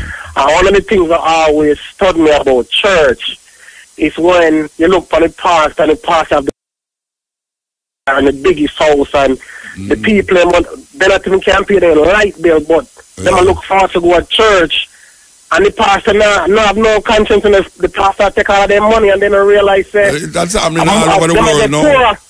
With these radio evangelists, televangelists, that's happening all over the world now. Because they have a book, you know, where I show you all the pastors them who's robbing you blind now, and how much plane them have jakes. You have jakes, you have a whole heap of them about the place where them was nothing until them start. My wife told me say I should have started a church. She feel like no good in the church business. Did you know when the recession start, then one of my friends told me, so, man, right now we better turn on pastor, you know, because if you turn a pastor now, you can't go wrong, because you see all the people right now when I have nothing, everybody I turn to God. So if I form a church, you would have join it? If you would have join it? Well, you see, the thing is now, the stuff that we talk about now, you're upping people's mind and make them think. But you don't answer me, man. I ask if me have a church, if you would have join it. It depends on what you are talking about, like church. When I talk about in the church? Yeah, it depends on your philosophy. When I talk about, you have to collect enough money. Boy, I don't really believe in that thing. I'm going to see some homeless people on the street, you know. Homeless which people? One time I say homeless people, you know, like people who fall on hard times and work and lose their job and just need a help back from their feet. God will take care of them. Anyway, me have to move, Bridget. Me have to move. Give thanks, yeah? Yes. You go join church and I talk about homeless people, Rasta. God don't take care of one. You know what I'm saying? Why take care of them? We are dealing with money. We want to buy plane. You understand? For my wife and my girlfriend, them. As a person. Yeah, man. What you mean? We don't walk on the street. And we walk with security. Oh. Because we're not ready for going yet. We don't want nobody kill me. So we spend enough money for security. Okay, give thanks to the moment, give thanks to the time. I want you to look Vita. Vita, my brethren. I love you more than all Jesus love little children. Trust me. I love you, brethren. May I tell you? I don't know if you're listening to me was there, but yes, you really touch me. You touch me because I mean everybody tell the people them what you do. Me just love you. You understand? As a youth out there. Okay. So you know, Sanjay, remember my name totally now. When I come out fight now, that I one name. Can't forget Sanjay. The producer who don't produce nothing but stay with me till 2 o'clock in the morning. Because there's nothing here to produce in the night. Yeah. Nothing. So we give thanks. So we have company in the studio with me. I wish Lee on the show. Eh? Wish Lee on the show. Label? Yeah, because she have produced. And that me, she not produce nothing in the studio. They about talk about producer. She, the one I say when I done the program, I must say, I want to talk my producer, Sanjay. No! Not saying that. And I hope Cabo will listen to me. Sanjay is a good company in the studio with me. That the dopey them don't come in a papi. The one they were Pat Clark and talk about. You hear about the dopey them? About the different belief where Jamaican people have. It's amazing, man. I'm going to play it back tomorrow. It's amazing. So when them see Sanjay inside there with me, them turn back. Because Dopey can't frighten Dopey. You understand? Dopey cannot frighten Dopey. So we give thanks to Sanjay. What the operator name? Who out there? A Janice out there? Yes. We want to give thanks to Janice. Janice. A Janice? Yes, sir. A Janice. Janice. Spell it. Janice? Yes. What kind of name that? Janice. Janice? That sounds like you want me Janice about. She never come out quick enough. All right. Give thanks to the moment, give thanks to the vibe. And God, we're God, you know, before we get to tell natural up on the radio, yeah? And that tune, I'm going to do and play. And go, remember, so we're going there again from 2 to 5:45 with the Stepping Razor, the art of war. Matrix in the house.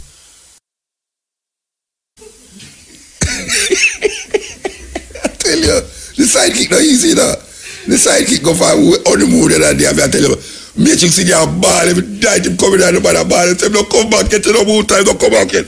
And I ball in the place like I'm wife. The man gone with him wife. Yeah, quite like I'm wife.